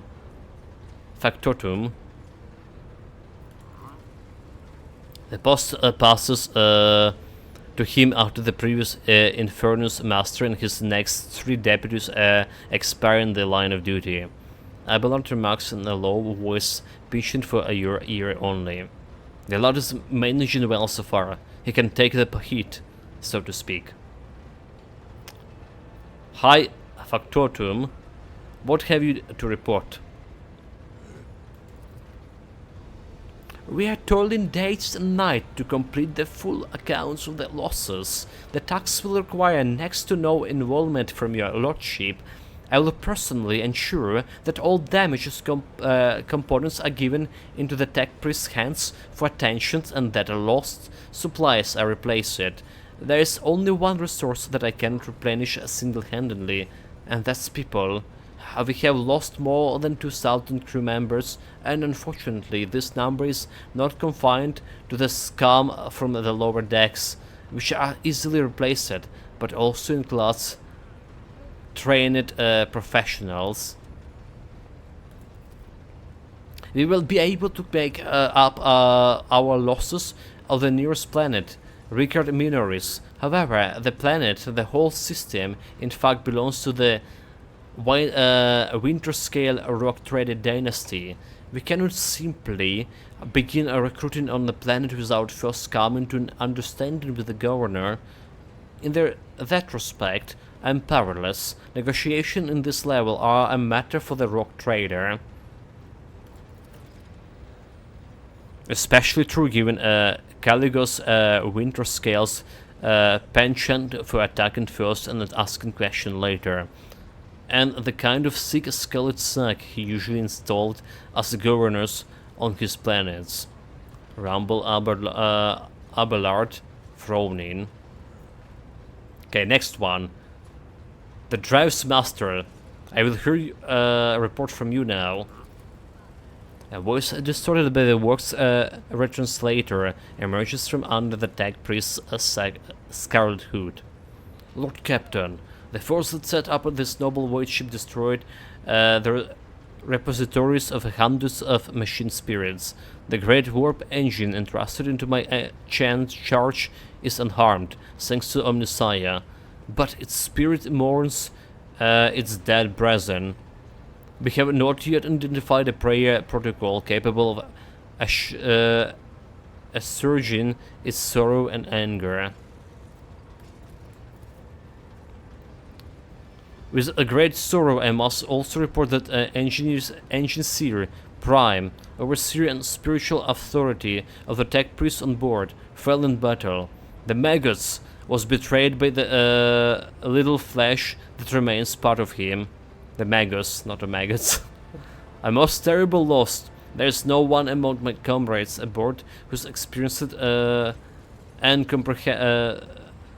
comprehension of the sacred protocols equals to that of the fallen Magus. We require a replacement, and as soon as possible. So would someone care to translate the esteemed Dry Master words? Now I will understand. I see, thank you. The tech priest bows and heard. Okay, so we are getting all the quests from these dialogues. Master Helmsman, deliver your status report. Right you are, Lord Capt. To cut a long story short, the outlook is bleak. The ship sounds more or less, but without our Engineer Prime and Navigator, who fell in battle, we have no way out of the system. If you try to set so much as a toe inside a warp, I don't know what will happen first. Our warp driver begins torn to pieces, or all of us melted into the bulkheads. Your Lordship, if you will allow me to interject. When we arrived in the system, my crew followed a standard protocols and conducted account of all of the available communication channels in the region. One of them was Nau's Nobilite, a station. The station maintains complete work silence, but even its presence here inspires hope. To have located a navigator in the very same system as an incredible stroke of luck, as true blessings from the God Emperor. So now is Nobilite, an ancient organization of noble mutants families whose genes allows them to safely guide warp-capable warship through the Immaterium. If I were you, I'd grab this chance with both hands, or else you'll soon be eyeing up asteroids to use as your new residence. In slightly less shitty news, we can go around and around the system till our heads are swimming, as long as the Prometheus and supplies last. And if any Six and Grog's shit low-lives come sniffing around, we'll be able to take them out, so don't you worry on that score. Okay, lastly, Master of Ordnance. Do we have anything to report? The Master of Ordnance gives you a gloomy look. No. My job's simple, maintain the arsenal and fire when I'm told. But just ask anyone. We've got no able crew. No, Lord Captain. Master of Ordnance, you forgot yourself. So what? Came the officer's hostiles and a bitter reply. It is as if a dam has bursted inside and all his pent-up emotions are rushing out of him. The ship is in ruins. Every second officer dead. And now we got a Green Lord Captain who's supposed to lead us to void nowhere. Silence. The breach magnificent glass panel seems to tremble under the force of Adalbert roar. Enforcers, seize the mutineer. Consumables. Well, thank you for consumables. I didn't solve how they seize the mutineer. Abelard's grants. If only one officer out of the whole lot has fallen to pieces, then that's not bad at all. Your lordship, I do humbly apologize on behalf of the entire crew. What will you have us to do with the Master of Ordnance? The former Master of Ordnance, I should say, besides find a replacement, that is, for what already have on one line up.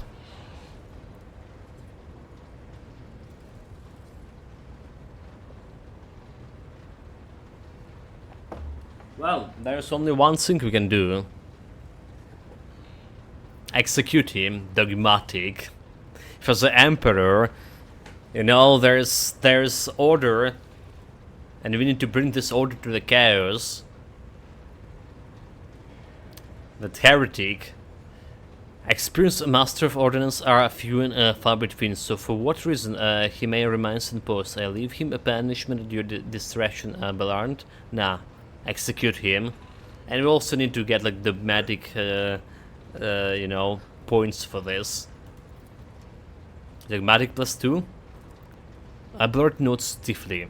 Consider it done. Take him away. Oh my god, this is like consumable thing. The brittle laughter of the Master of Ordnance reverberates around the breach as he is lent to his fate. To summarize, we have sustained serious losses in the crew members and we require a new engine C Prime and navigator. Is this all that is preventing us from continuing the voyage? Precisely, Lord Captain, but bear in mind that this will not be the end of our trials. The ship system must be properly inspected for major damage, which can only be carried out at the Footfall station, home to the only dockyard in the sector. But we will never reach Football without first solving the 3 immediate problems. Okay, so what can you tell me about the system in which we currently find ourselves? I see to the Voxmaster at this point. Mr. Stolleman. The Voxmaster begged this. We are in the Ricard star system, and our voyage here was undertaken on the orders of your lordship predecessor. There's 3 inhabited bodies in the system, and our attempts to send a Vox message have produced confronting results. The Navis Nobilite station has not simply failed to answer, it seems to be maintaining a total Vox silence. However, we did receive a distress call from the prison planetoid in the system. And the Ricard Minoris itself, it's also not responding to our hails. But what is most alarming is that our augurs have intercepted signals from the surface that seems to indicate ongoing hostilities on the planet. So augur, the sensor technology that allows void ships to scan planets, spot enemies, and obtain various other kind of crucial data at the great distances. The situation is not very encouraging, but without a navigator, a tech priest, and a new crew members, we won't be able to travel anywhere. Therefore, we must go to the planet and the Navis Nobilite station and find out what is the void going on.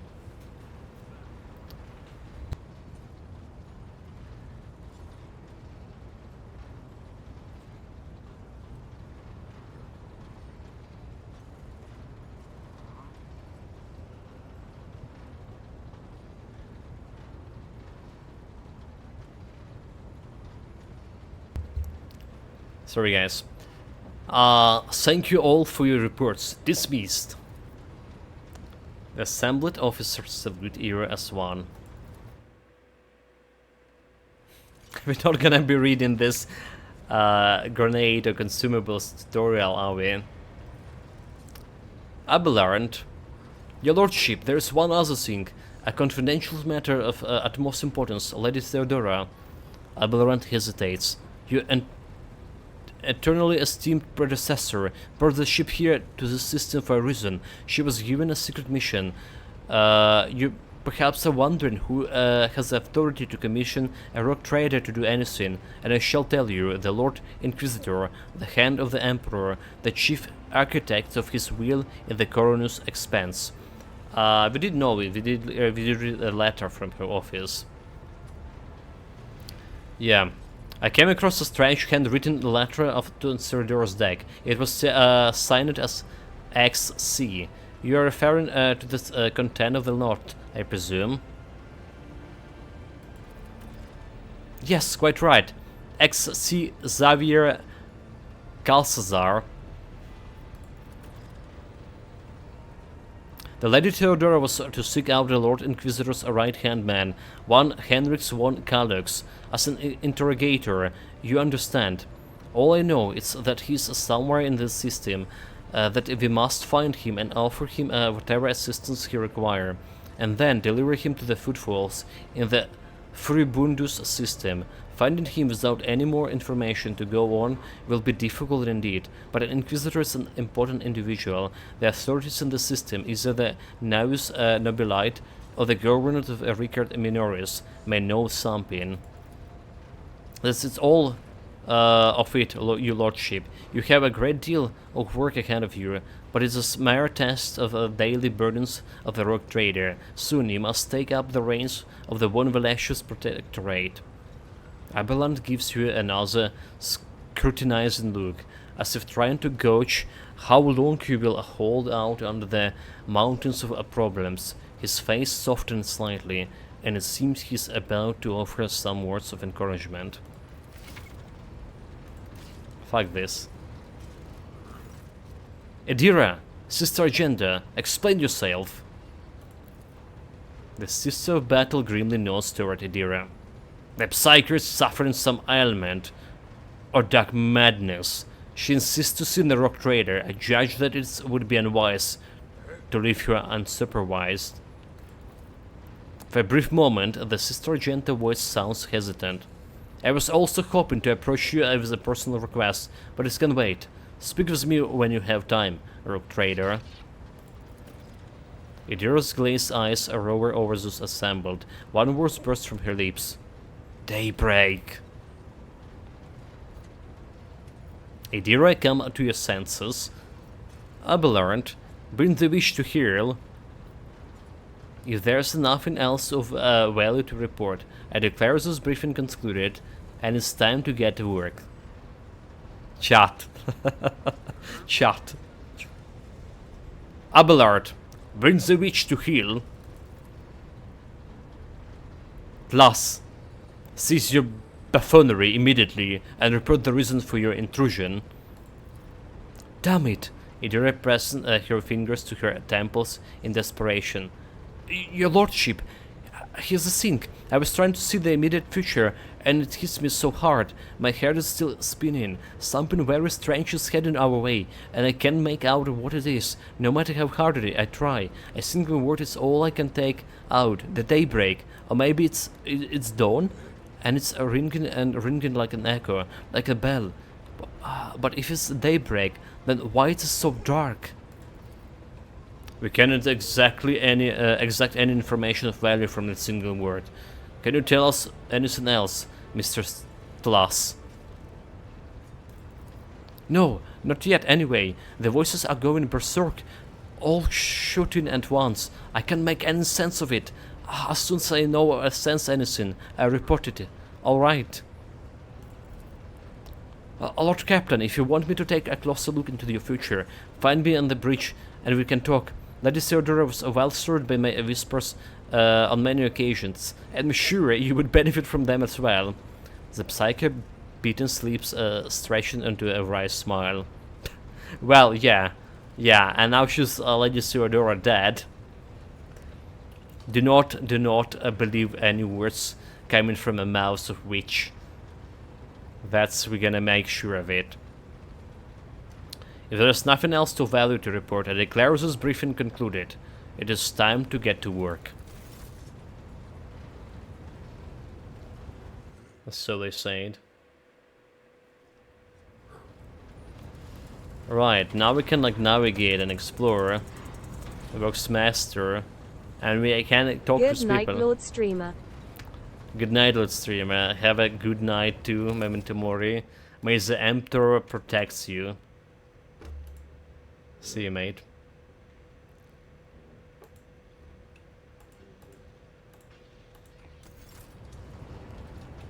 What I done? Shot. Okay, we're good. Load the game? Load the game? Save the game. Right, so we have a bunch of quests here. Chapter 1. I have errands to looking for trouble. Visit the Rickard Filler at the prison planetoid. A matter of most importance led us to the interrogator of the Inquisition, Henrik Swan Kelloggs, to the Rickard system.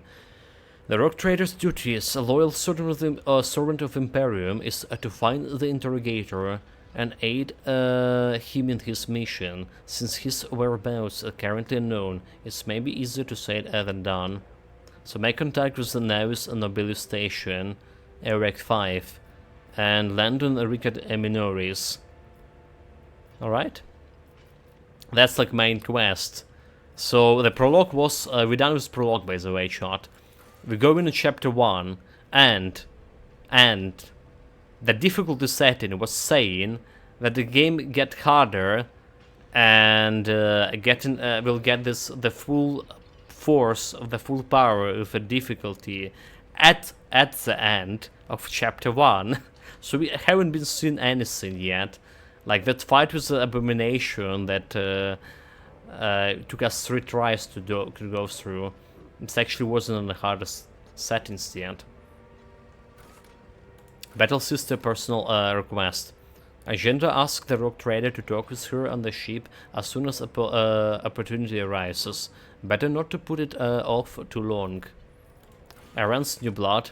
The crew losses suffered during the cultist raid can be remedied in a Rickard Minoris.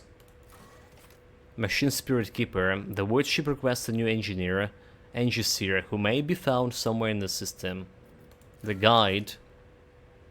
The Void Ship needs a new navigator. One then be found in a Naus Nobilite station. Okay, let's see about this personal request from Argenta. Meaning we have more to talk. Okay, you know what? There is more talk over here already. A sin-pale woman stands out among the rest of the crew. There is a thick bundle of cables coming out of the back of her skull and disappearing under her ceremonial garment, and you see the grate of the quietly humming works where her mouth should be. The woman sees you and bows her head in respectful greetings. How I may serve you, Lord Captain? Fellowship 40. Connect me to the vessel main channel. I wish to bolster the morale of my crew. Chance 75. Okay, so we need to roll lower than 75, is it? Let's see. Because I don't know like what the chance means. Does it mean like we need to roll 75 chance of success, rather to say. Okay, yeah, we did success. We got some experience. So this is a good source of XP, more or less, for now at least. The Worksmaster nods obediently and presses several switches on the device she's holding. It is done, Lord Captain. So we need to roll lower than 55, actually. So how is 75% chance of success if you need to roll than 55? So basically our success chance was 45%. Is it? The game just tricked me. Oh, is it like 55 because I don't know. Skill value and difficulty modifiers. That's like we are rolling them around. Still need to track those numbers. You address the crew with a rousing speech and hear your voice roll through the ship, reaching even the normally quiet corners of the vessel. When the broadcast ends, you hear distant shots of approval. Okay, what's the work's master duties? I'm the ears and the voice of the void ship. I supervise several dozen officers and 3 times that numbers of support personnel. We receive, send, encrypt, and decode all incoming and outgoing messages throughout the ship's internal and external channels, and we also ensure clean communication and the optimal efficiency of the crew's voxcasters. If you ever want to know what the worries and concerns your crew are harboring, what your subjects are whispering about in local networks after they watch, and what the leaders are clamoring about or shortwave works transmissions, you just come to see me. I will satisfy your curiosity. Okay, have the Vox Spirits brought you anything interesting lately? Forgive me, Lord Captain, I have no information that won't be of interest to you at this moment. So we technically need to talk with her periodically. She can give you like some maybe useful rumors or maybe even some side quest. So why do you look so strange? I'm gonna bite it. My appearance comes from the heritage, generation after generation of people who spend their entire lives in the depths of the void ship. Neither nor we or our ancestors have ever left our home, but the same can be said about many denizens of Imperium, millions of worlds. We are used to the silence of the cosmos and the voices of the ship. There are thousands of us, but we dwell far from the Lord's Captain upper decks and remains unseen. We are the Voidborn. Where does the Voidborn came from? The word Voidborn. Because we are the children born in the void between the stars, be in the womb of a traveling vessel, an orbital satellite, or in a forgotten asteroid station, low gravity, voyages through the warp, and the countless dangers of space travel. Everything also hates and dread its second nature to us. Tell me about the lives of the Voidborn and the crew. To us, the groans, creaks, and murmurs of the ship sound the way babbling brooks and strings and singing birds do to the world dwellers. We heard the ship breathe, know what it's feeling and thinking. We are the part of the ship just like it's a part of us. We perform numerous functions, and there are many officers among our numbers. Some maintain orders and prevent mutiny, and others serve as shepherds and support the crew, and some devote themselves to mending the body and spirit of the vessel. Most of the Voidborn are members of the large void ship dynasties that bears responsibility for a certain aspect of the ship life. For 300 years, the main branch of the Torlemans dynasty has produced the ship works masters, and most of our subordinates come from the guarded houses of the dynasty. How do you find the life on the ship? Life has been quite generous to me, Lord Captain. I am a Vox Master, and only the best in the dynasty can become one. By virtue of my skills and position, no one has ever denied me anything. Our family claims a special section for its demands. I am enjoying long walks through the narrow and dimly lit corridors of the ship, listening to the sounds of her activity, falling asleep and waking up to the chanting of hymns, and admiring the stars beyond. Of course. How do the others on the ship treat you? We look, speak, and move different from the inhabitants of the planetary worlds. Our way of life, traditions, and quirks frighten those people just like the darkness of the cosmos. Many believe us to be the bringers of ill fortune, and alas, it is the Voidborn who gets the blame for terrible warp phenomena during the long voyages. The Victress hesitates before continuing. Several years ago, an unfortunate warp jump caused all of the food on board to spoil. 15 days later, a hungry and furious crew nearly massacred everyone on the lower decks, blaming us for the misfortune and hoping to restore the larders with our flesh. I would have been killed during that mutiny had Idira Talas not shown up in the right place at the right time.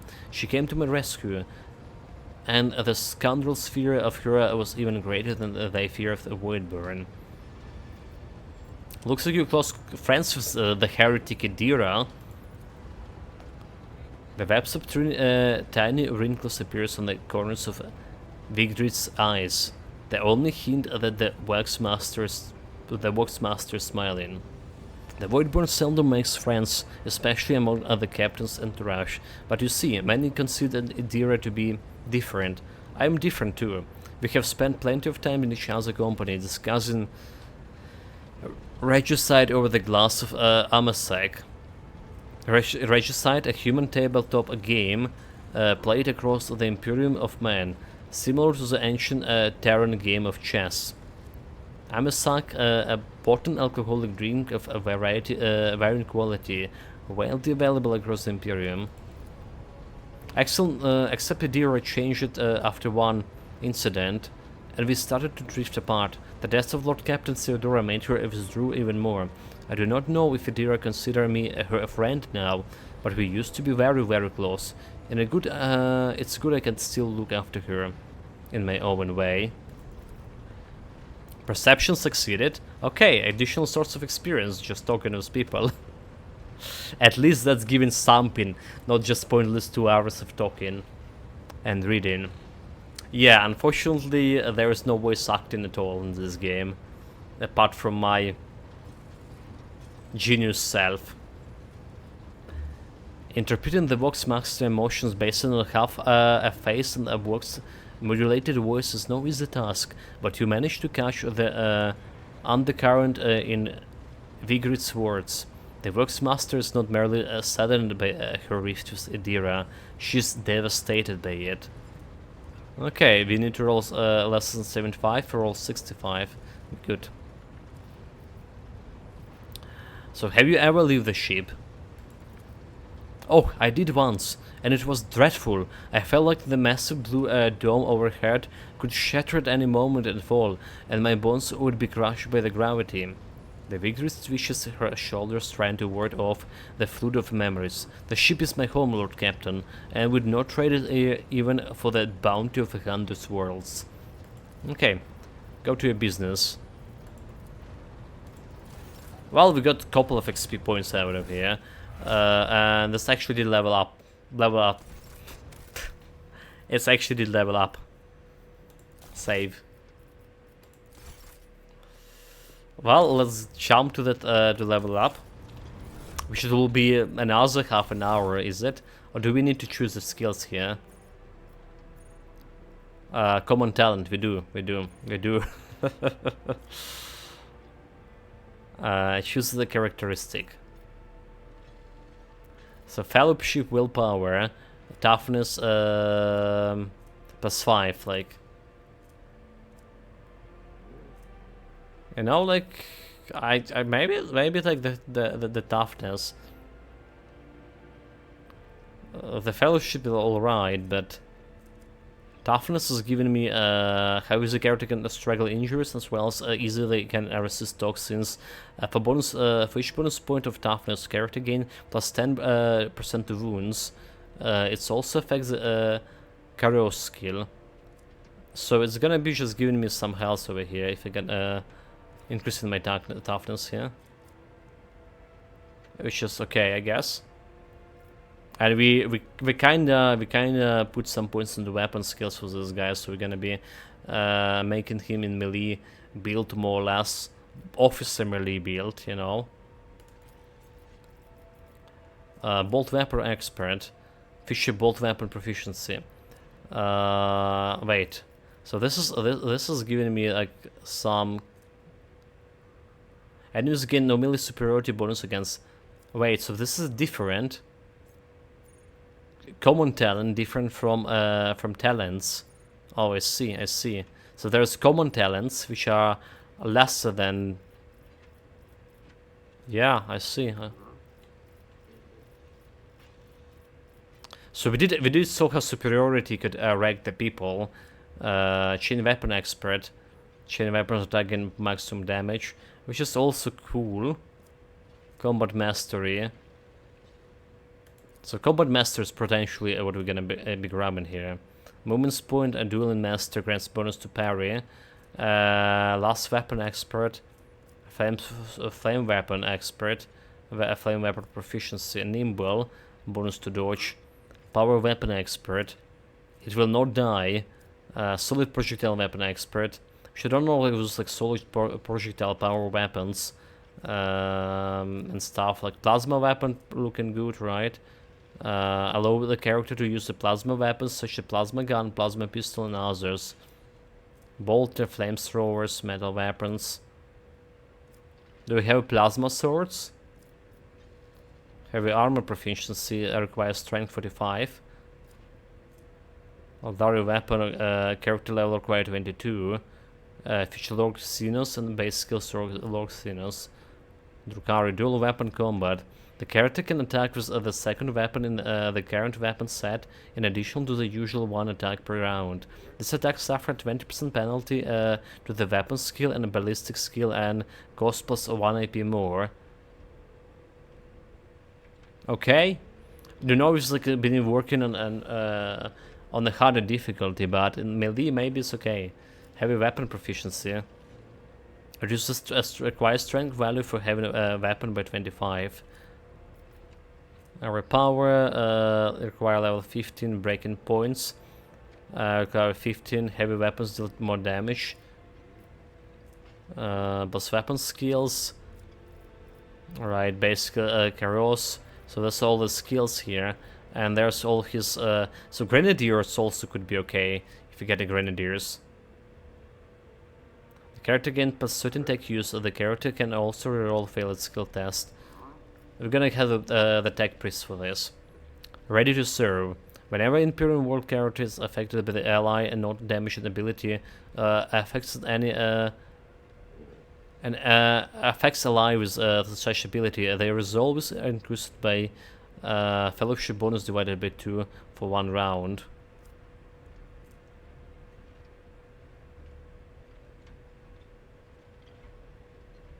So it is saying that again, efficiency how long doesn't mean like 4 resolve 4. I mean I can fight for 4 rounds here before I get tired or exhausted or whatever.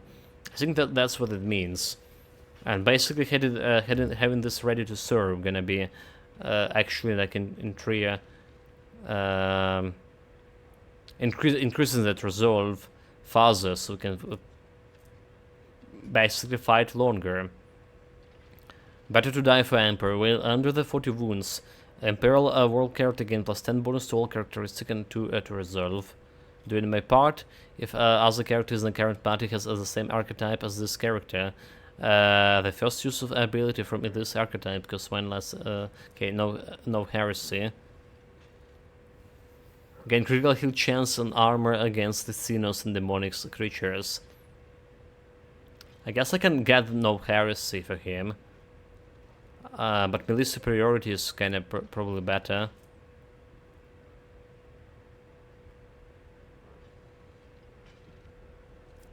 You protect me. The noble and the servants are adjacent to each other on the start of the noble turn. They both gain temporary wounds equal to servants. Okay, so you protect me. You know, okay, so I gonna grab this protect me. I'm gonna be going moving with yeah, you know what? I'm gonna do that.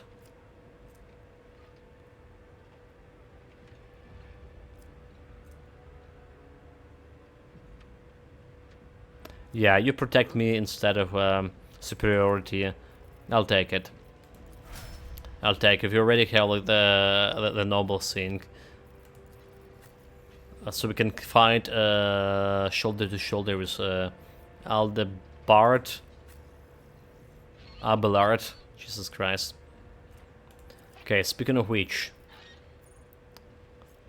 just characteristic, toughness, strength. Weapon skill. Weapon skill is actually good for him. Weapon skill is good for him. Yeah. Reflect character competence in the form of a close combat. It increases the parry and reduces the enemy parry and dodges chance against melee attacks. It also increases the chance to score a critical hit in melee combat. So yeah, I think we'll take it.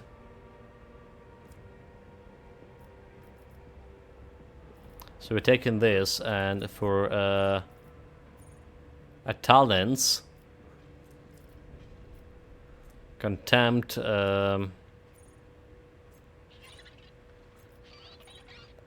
So this he's not actually choosing a common talent, but actually all the talents.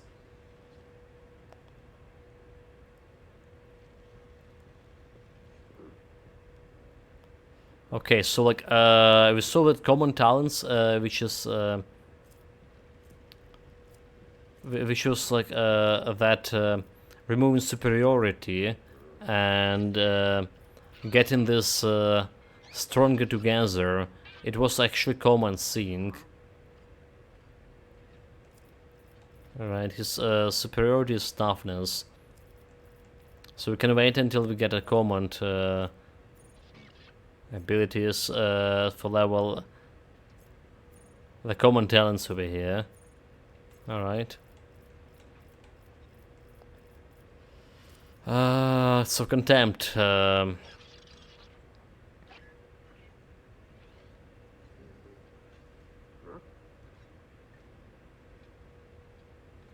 Yeah, in Rage, the warrior has a less than 50 wound, they gain critical chance bonus. Epicenter of slaughter. Whenever the warrior is attacked, they gain +1 stick of epicenter of slaughter at the start of the...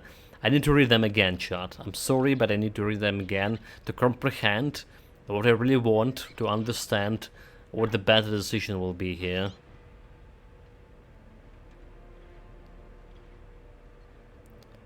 Yeah, so Desolation, the warrior deals additional agility bonus damage to enemies that have no allies in adjacent cells. 6 skin. Gain a damage deflection, a parry chance to increase the warrior total armor. So, okay, so we did so that the 6 skin was quite good. Probably gonna be going with it. The wind shield, we already have this feature.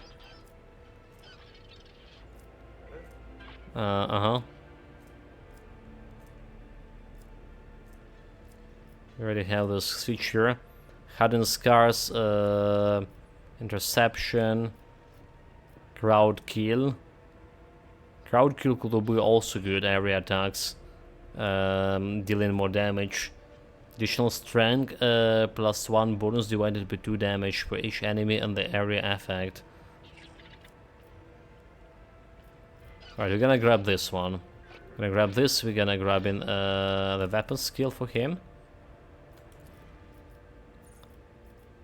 That's the good. That's the good. Sister Agenda. Okay, what does she have here? She also have a talent.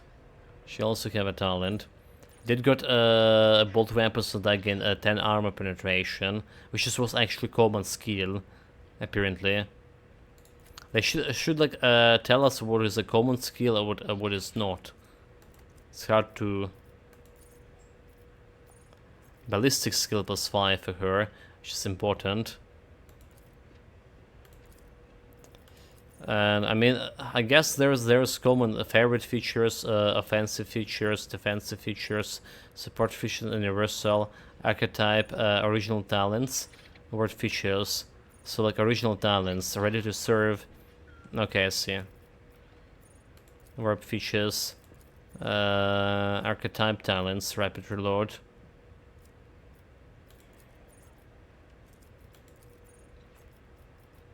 Okay. So that rapid reload, we're not taking it.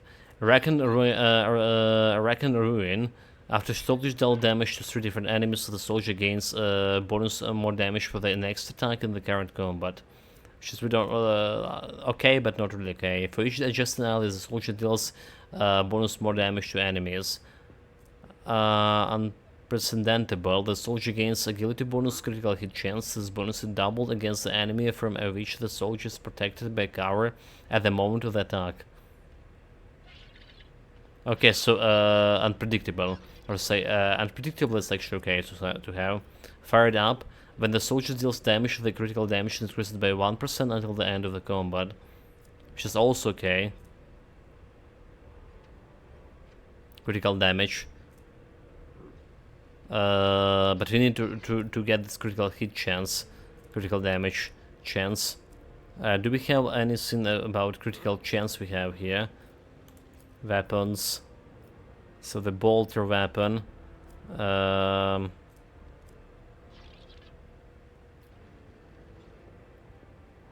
bolter weapon. Where do we have like critical skills?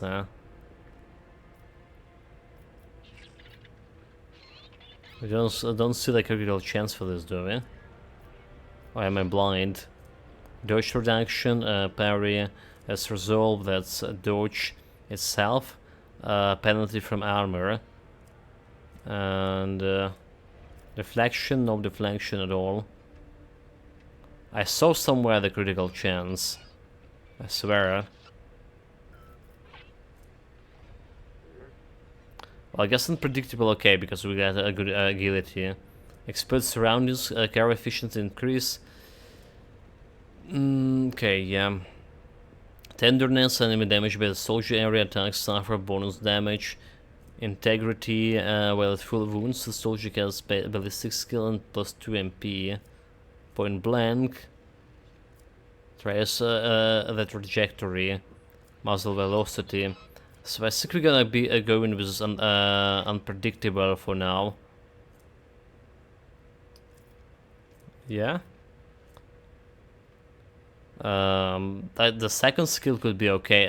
Okay as well. Not reducing dodging chance.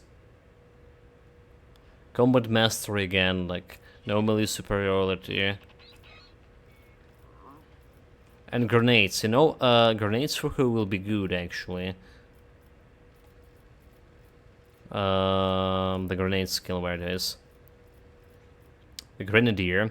First grenade used in combat does not spend AP and does not count towards an attack's limited that turn. We do have some skill available and characteristic, then characteristic and common talents over there. Okay, so grenades is common talents, so maybe you can take it as common talents after. And now just get an unpredictable for more critical chance.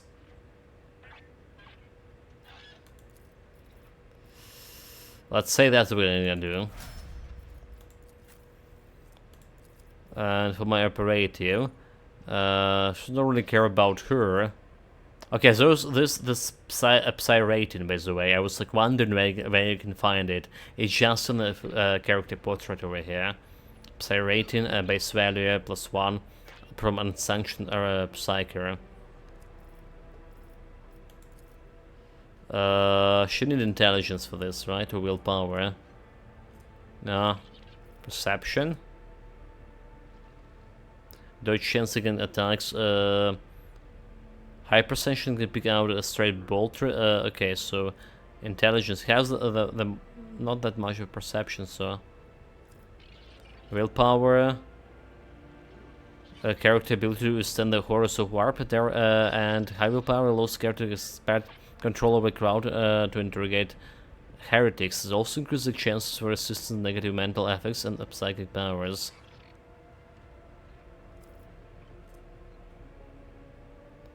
I mean, she's using the warp skill.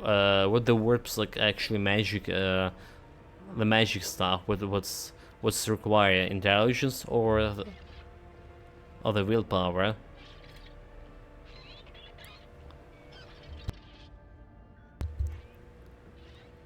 I say it's just like a willpower. So we're just gonna increase in her willpower. Perception bonus. Okay, so hold on. This is a perception bonus from exposed weakness, and perception bonus from analyze enemy. So that's why we want to increase her perception instead. Okay, let's do it.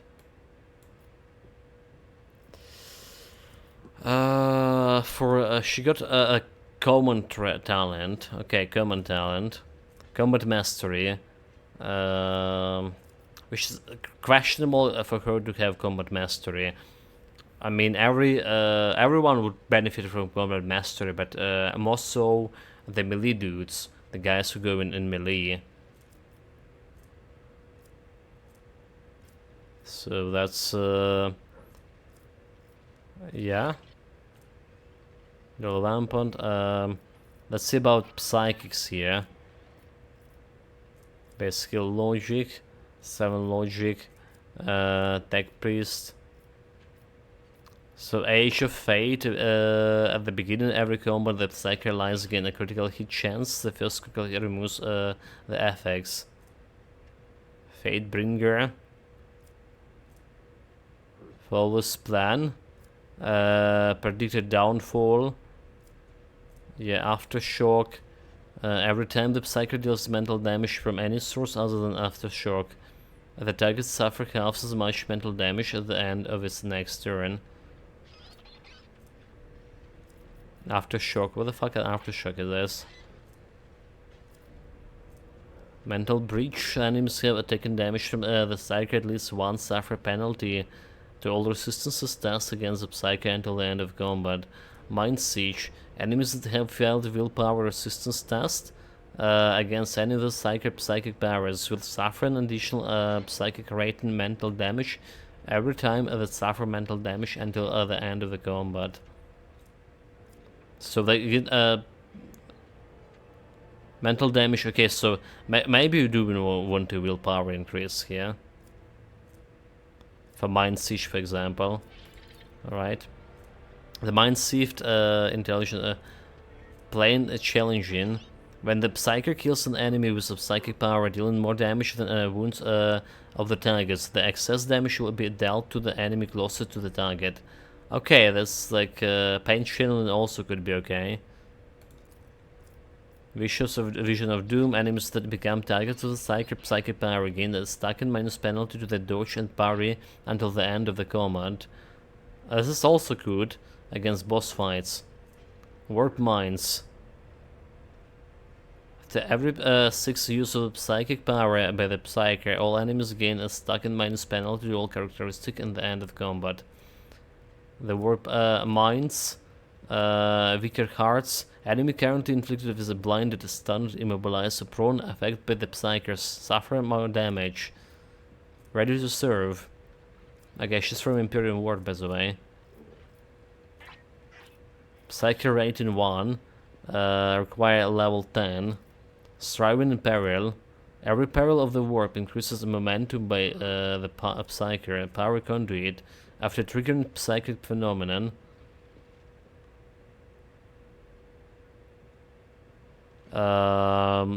Perils of the warp a first time each turn, so the Psyker next psychic power costs minus last action point. Advice and guidance. The first time in combat the ally becomes the target of the psychic power. This ally gains weapon skill and ballistic skill at the end of the combat. Okay, this is also good. It is also actually good. So I can buff my chance to hit. This is actually the best ability here for now. For early game, is it? 10 plus 10 to weapon skill and basic until the end of the combat, and I can buff him with the psychic shield. Blade of Light. Force weapon attacks dealing more damage and have more armor penetration. And Force Reality. Use the heroic act by the Psyker, decrease the whale gradation by intelligence bonus. Psychic Barrage. Whenever the Psyker uses damaging psychic power, or targets that are the 6 cells of others from the Psyker, the targets suffer additional BS bonus, ballistic skill bonus, right? Damage. And Force Reality is here. Okay, so Second Siege.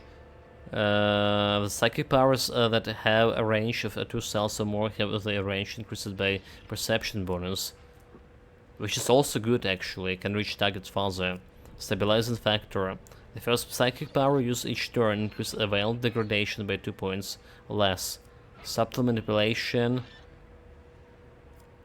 Obscure threat. Okay, so this advice and guidance is probably the best skill to take. This is actually very good.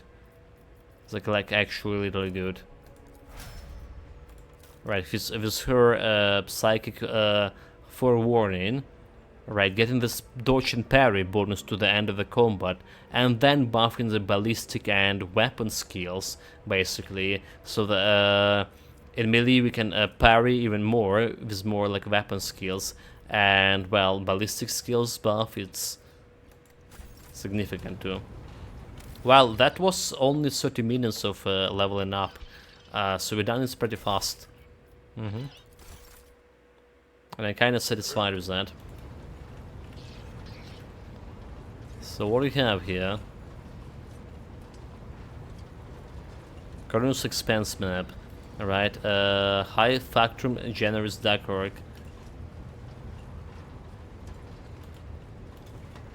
More important, do we have any loot? So this is important people to talk with. Vox Master, Master Helmsman, and there is Argenda in other direction.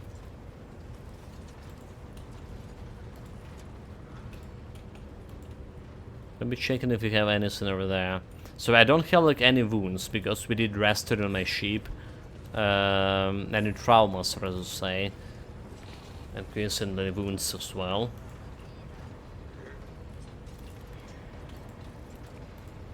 So let's see about our agenda. To the Lord Captain's quarters.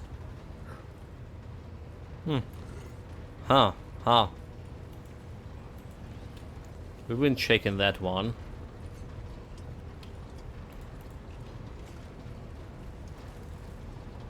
So she wants me to talk with her.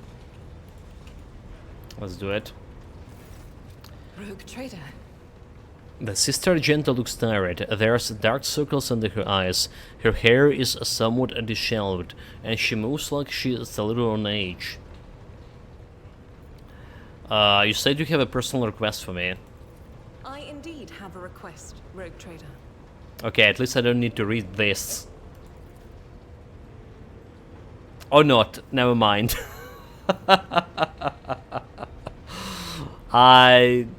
I'm sorry, Chad, but we're reading this. Apparently they only like voice acted 3 words. The accused servants of the chaos who assaulted this ship took the lives of your loyal crew members, and they orphaned many children, including the progeny of the brave officers who defended the post until the bitter end. I don't know what customary practices here they are for cases like this in the one malicious territory, but in the world I'm familiar with, the children of such brave souls could expect to receive some special consideration. Perhaps the rogue trader could meet with the orphans. So what good a meeting them will do? Make arrangements for the meeting worthy of the rock trader. I will address the orphans with a speech. I will meet with them. No formalities needed. They are the children of the people who gave their lives for the Von Valentius dynasty. My consideration is the least that they deserve. Okay, deliver this order on my behalf. The orphans are to be properly provided for, but the personal meetings with the rock trader is too much. Also, why would I? Do you wish to fill these children's heads with the illusion that the world and its rulers care about them? I'll have no part in this. Yeah, we're gonna meet with them personally with no formalities. Battle Sister personal request. I will pass on your instruction. Thank you for taking my request to heart. Lower deck.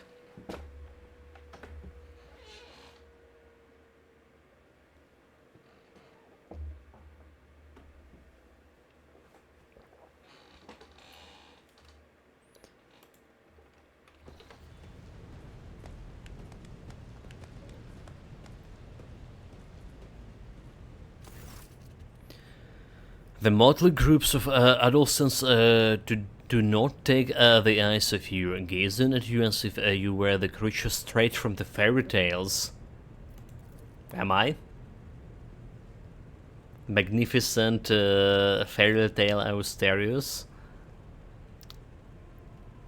Our indefatigable indefatigable sister has been keeping an eye of those pups. Abelard glanced at the gathering children. It is hard to the Schola Progenium in here, but we have provided the orphans on our ships with adequate care and instruction. Argenta is standing to the side of the group. At your approach, she perks at your announcement, her voice ringing. Brave ones! The master of the ship has appeared before you. The ones who guided it through the darkness of the universe by the Emperor's will. Great your Lord Captain, the rock trader of House Von Valicius. Grandin addressed the group, smiled at the group, addressed the chaperons. Okay. I, the rock trader of the Lord Captain of this ship, speaks to you now. Your parents gave their lives for the just cause and brought honor to the Von Valicius banners and those of the Imperium. I am proud of them, and I believe that you will become the worthy heirs. The teenage hand on your every word with a bated breath. Only a few at the far end of the row seem sullen and not particularly impressed by your speech. What? What heresy is that? Burn them. Go grab this. One of the Skolan visitors with a thin scar across his face tossed his head back and said bitterly, So what? Why should we care? Our friends and parents died in the dozens for you noble lot. And you just give us speeches? Argenta quickly turns to the boy. A flurry of emotions flashed in her dark eyes, like she wants both to calm him and scold him for his impudence.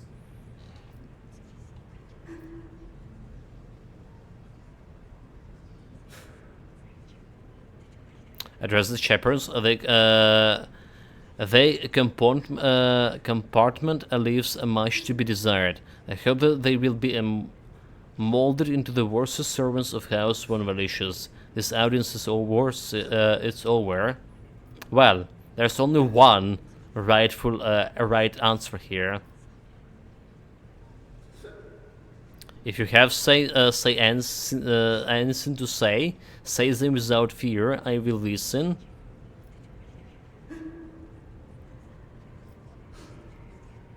Address the chaperone.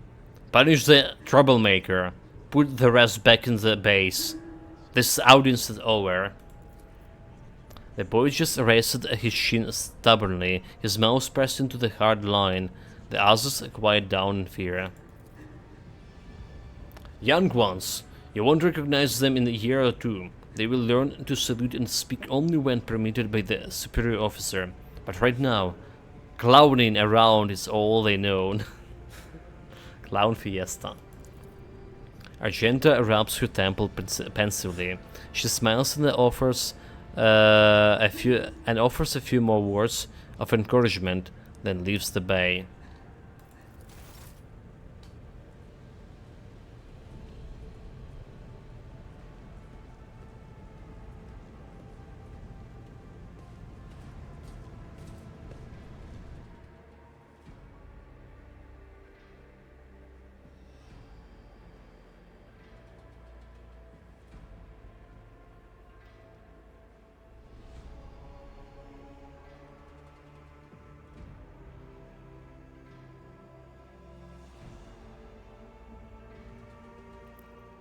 Well, the loading screen in alpha version definitely was like much faster.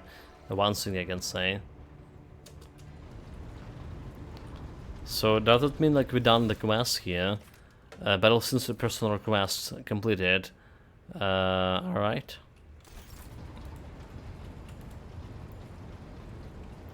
We did speak of the box master. There's other guys to talk. Master Helmsman Raver. The tall man before you appears to be woven from the tendrils of muscles. Blue veins snake under his white, almost dove-colored skin, and his scalp and chin are covered in cropped white hair. His neck and shoulders are wrapped in wires and that hints at the presence of neural connectors under his uniform. The officer's face seems to be twisted in a perpetual grimace of annoyance and anger, but he greets you with a respectful note. Lord Capt, Master Helmsman Raver, at your service. So you're a Whitburn, are you not? That I am, born into the Helmsman's clan in the bowels of the Chartist vessel. Studied the family trade until I was 15. Then my entire clan was butchered and the immunity by lower cold scum. They spared the young aunts.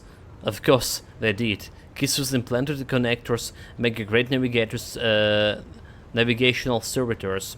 But I was having none of it. They weren't going to make a servitor out of me. So I escaped into the crawl ways. And then I spent months picking them off, one after the other. The Raver stopped abruptly. You got mistaken a storm. Anyway, yes, I'm the Whitburn. Finish your story, Raver. Raver stays silent for a few seconds. Not much to tell. I gathered everyone I could get to, and then I fled upwards to the middle decks. That's where the angle operators took me under the wing. They have a printer's helmet on the oven up there, you see. Nobody asked me any questions, so I stayed. I grew up, trained, got smarter. Then ended up a junior helmsman. A dozen years later, Danrook spotted me and lured me away. The cheeky blighter. Tell me about this Whitburn. There are swings and rubs his temple. Lord Caps, I mean no disrespect, but you do better to find someone with a knacks for the conversation, like Tollyman, the new Voxmaster. I ain't the talking type, I just get the ship where she needs to go. Best let folks stick to what they best to. What can you tell me about other officers? Lord Caps, Rowers acknowledges you with a nod and turns away. What? That's a disrespect. What can you tell me about other officers? Oh, I guess like I click on wrong dialogue option. Good for nothing's wasters. That's what they are. Each and every one. Take Janris Danrook, that's hybrid vessel. He foams over the officers, but some of the deals he makes would get him burned alive. He drags other people into schemes, so they can take the fall for him too. One of my junior helmsmen was faring a goose for the footfall for him, got caught by the seneschal, and ended up in the void hatch. Danrook couldn't care less. The Voxmaster and other Tolemans like the last one, were dressed him, is no better. She cut off half the Vox channels the day she took up her post. Say the Vox system were damaged and the engineering has no contacts with other modules. But how I am supposed to steer the ship? Collect the cogs reports with the power of my mind?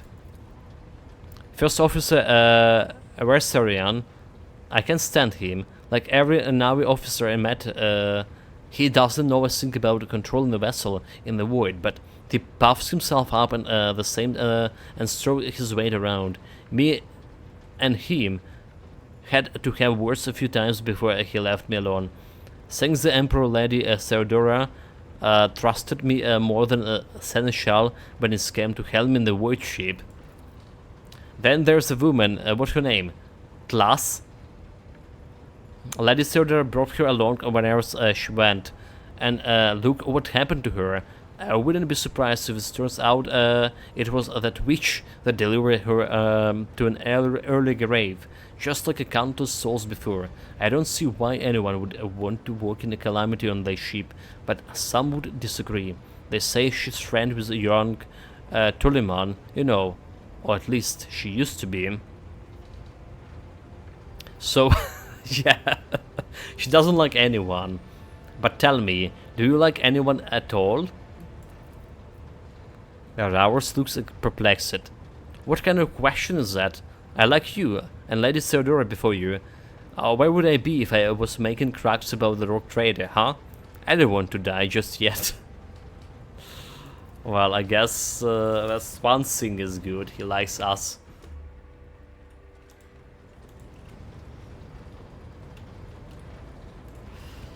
So we have Voxmaster, Master Helmans, we have Aldebard, Coronus, and we have this Factotum. Let's go with Factotum, and we can speak with the companions a little bit later, I guess. The corpulent man in lavish clothes bow before you, not without difficulty. A silver skull or wrist wears over his shoulders, while the fingers of his augmented hand drums against the sheath of a papers he is holding, and he regards you with attentive interest through the lens of his magnifying implants. Greetings, your lordship. Janus Dandruk at your service. So how did you come to serve the Von Velatius dynasty? I come from Dargonus, your lordship. I have been a subject of your dynasty since birth, and have always strived to be of use to a greater rogue trader. Alas, it was not my fate to be the primary heir of the Owen family, due to my being 15 in line for the title, so I decided not to stand in the way of those behind me in case they attempt to shorten the waiting list at my expense. Janet glanced out and almost kindly chuckled. While my brothers and sisters schemed against one another, I studied the exact science and mastered a bookkeeping, the greatest art of the Adeptus Administratorum. I must admit that the accumulation of wealth something one can control is far more exciting and haunting, carousing, and the other traditional amusements of my noble peers. So what is like working with Theodora? Oh, now that a tricky question, your lordship. Do you ask if it of everyone knowing they risk losing their heads should they left the sleep careless remark about your predecessor? I shall put in this. Working with Lady Theodora was never boring and always profitable. The Imperium has billions of subjects, but very few of do they allow and what they are best suited to. I would say that Lady Theodora was one of the fortunate ones. She was a model rogue trader, and she surrounded herself with those who excelled at loved their work. Hers was a rare talent indeed. I wish you to know what you think of the fellow's crew members. Keeping tabs on your subordinates, a wise move. Tell me who interests you, and I'll endeavor to be as honest as possible. The generous eyes lights up. He is obviously eager to speak his mind. Okay, so Aberland Versarian. Lady Theodora managed to do what even the Imperial Navy could not, teach Master Versarian to carry out orders that he fundamentally disagrees with. I do not know what method she used, but the result is impressive. Having said that, there's something else you need to know. Lord Captain, his seneschal is capable of being something far greater than a mere conduit of your will. He possesses the cunning and experience to run the Protectorate, possibly whenever the Lady Theodora was away. And that's really saying something. Keep an eye on that old officer, I say, or alternatively, turn him into a faithful ally. Okay, what are your opinion about Kunrad Wigstweer, the former Master of Whisper and a traitor? I hope I never see him his food aboard this vessel again, not even as a servitor. Also, he would be able to do at least some good this way. Someone has to clean the lanterns, after all. The Factotum's bloated face grew stern.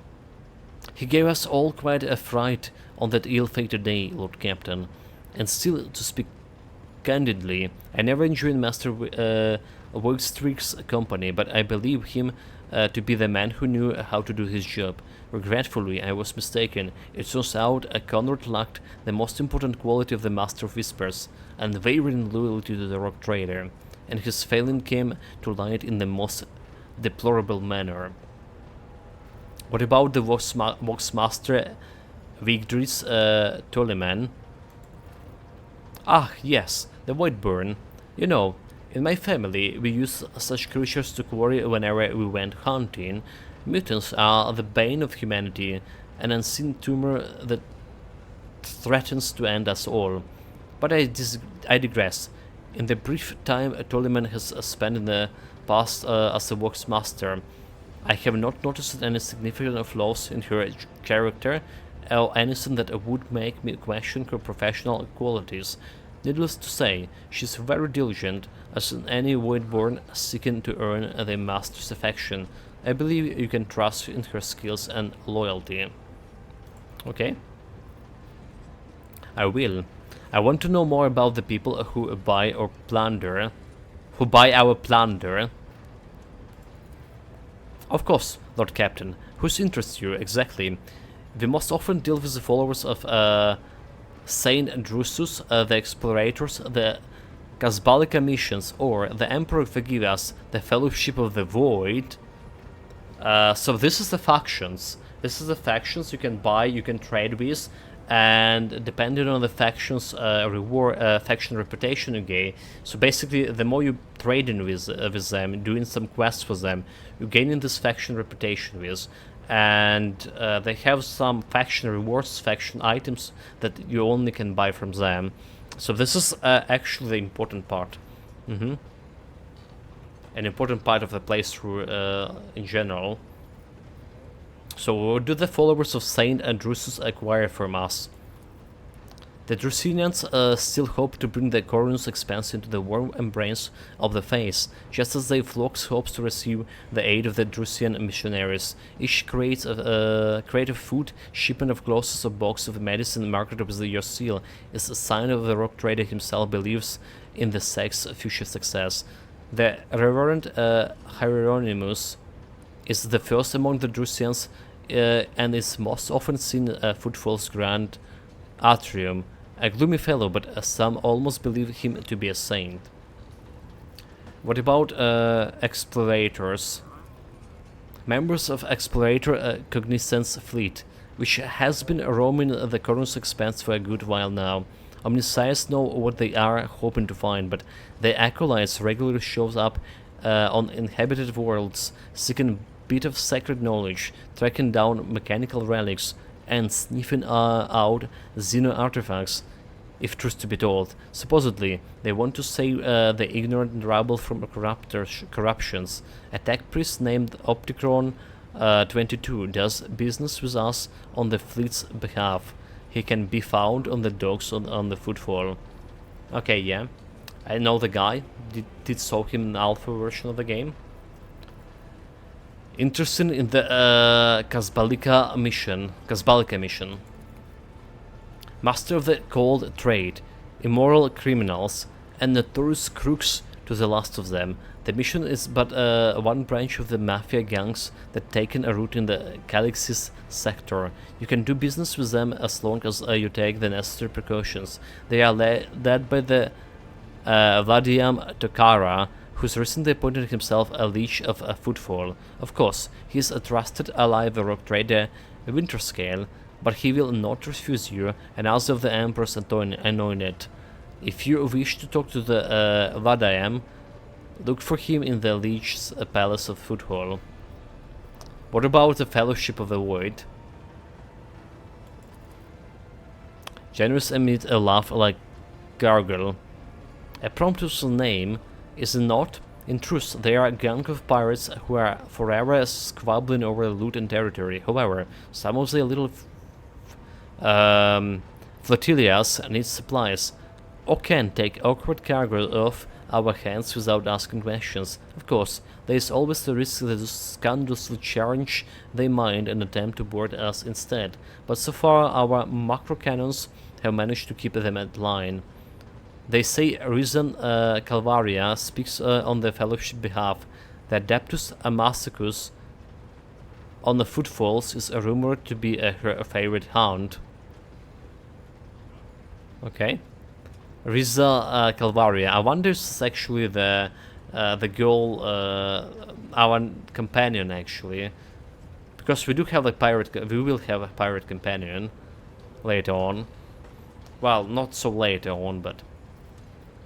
Why are you giving me so the most important question, why are you giving away our spoils to those people in the first place? to profit from them, of course. Most of the things you will find during the expeditions are complete junk to one such as yourself, but the less fortunate and affluent servants of the Emperor think them treasures, especially when they are bestowed by the great rogue trader himself. Drusian's fanatics and pirates cutthroats, Casbalica dealers and explorators, none will refuse our help in these dark and trying times, and there may come a time when we shall be the ones require aid, and it would be beneficial to have allies willing to provide. Okay, yeah. So a couple more dialogues here. I wish to bolster my retinue with skilled fighters. Rest assured, there are people of the most outstanding talents among the thousands of your crew. I will contact and oversee at once. So this is actually gonna get your Hekata? What?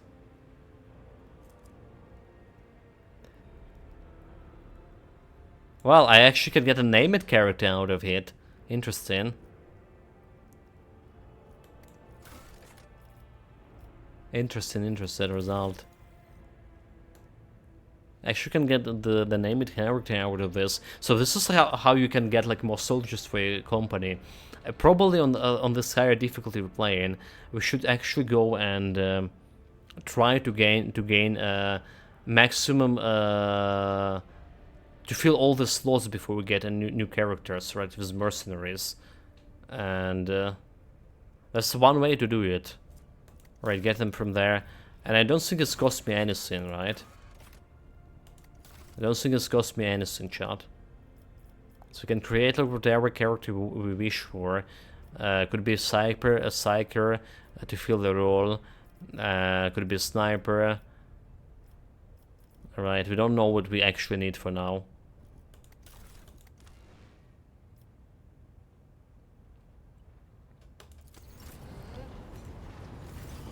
But yeah, good to know that we can do. Maritune and I need a training. So Maritune and I are in need of training. Interesting about this one. I will show our sparring chamber at once. Okay, so this is where you're like testing your skills, right? So if I go over here with those stairs, make sure you want to reset all the progress in the selected archetypes. Oh, okay, wait. This is not a training, diamond training. This is how you can reset your character. Oh, okay, this is actually good. So it's not cost you anything. You can reset, and if you think you take some skill that's just not working properly for you, especially in the hardest difficulty, we have a means to do it. Also, paying attention, there's like these resources over here. What are those actually over there? Okay, this is a cargo profit factor. Alright, I know where it is. So somewhere this is just okay. Void ship management. Sent Roach. Okay, well, that's where the ship is. That's also something that haven't been in a previous game, so we need to improve this as well. Properly manage my ship here, because there's those ship battles, like a tactical battles as well. Well, that's like a really good stuff, basically. What I'm saying. So what we have here, we have Adira I'm not really interested in, but she can give us some quests too. And we have the Aberrant, which also can give us a quest. But we're gonna be talking with those guys, we're gonna be checking them later, we're gonna be going to Cornus Expanse map and visiting our quarters and actually starting doing on the quest here. So we have at least 3 more companions to take, right? The Navigator, the Inquisitor, Interrogator guy, and the Tech Priest. Those 3 companions we're gonna be meeting tomorrow, most likely. For today, we're done with the stream. good time. One fight and for half an hour and half an hour leveling up and 2 hours of reading. This is definitely experience of a Pathfinder we had previously. Yeah, I hope at some point Owlcat we're gonna learn from Baldur's 3 developers from voice acting everything, you know. This is definitely making the game accessible to a very vast audience, very vast audience. The Owlcat doing great, getting great games, but again, it's the representation of those games could be. I wish could be better. Like, I wish it would not be reading so much on stream.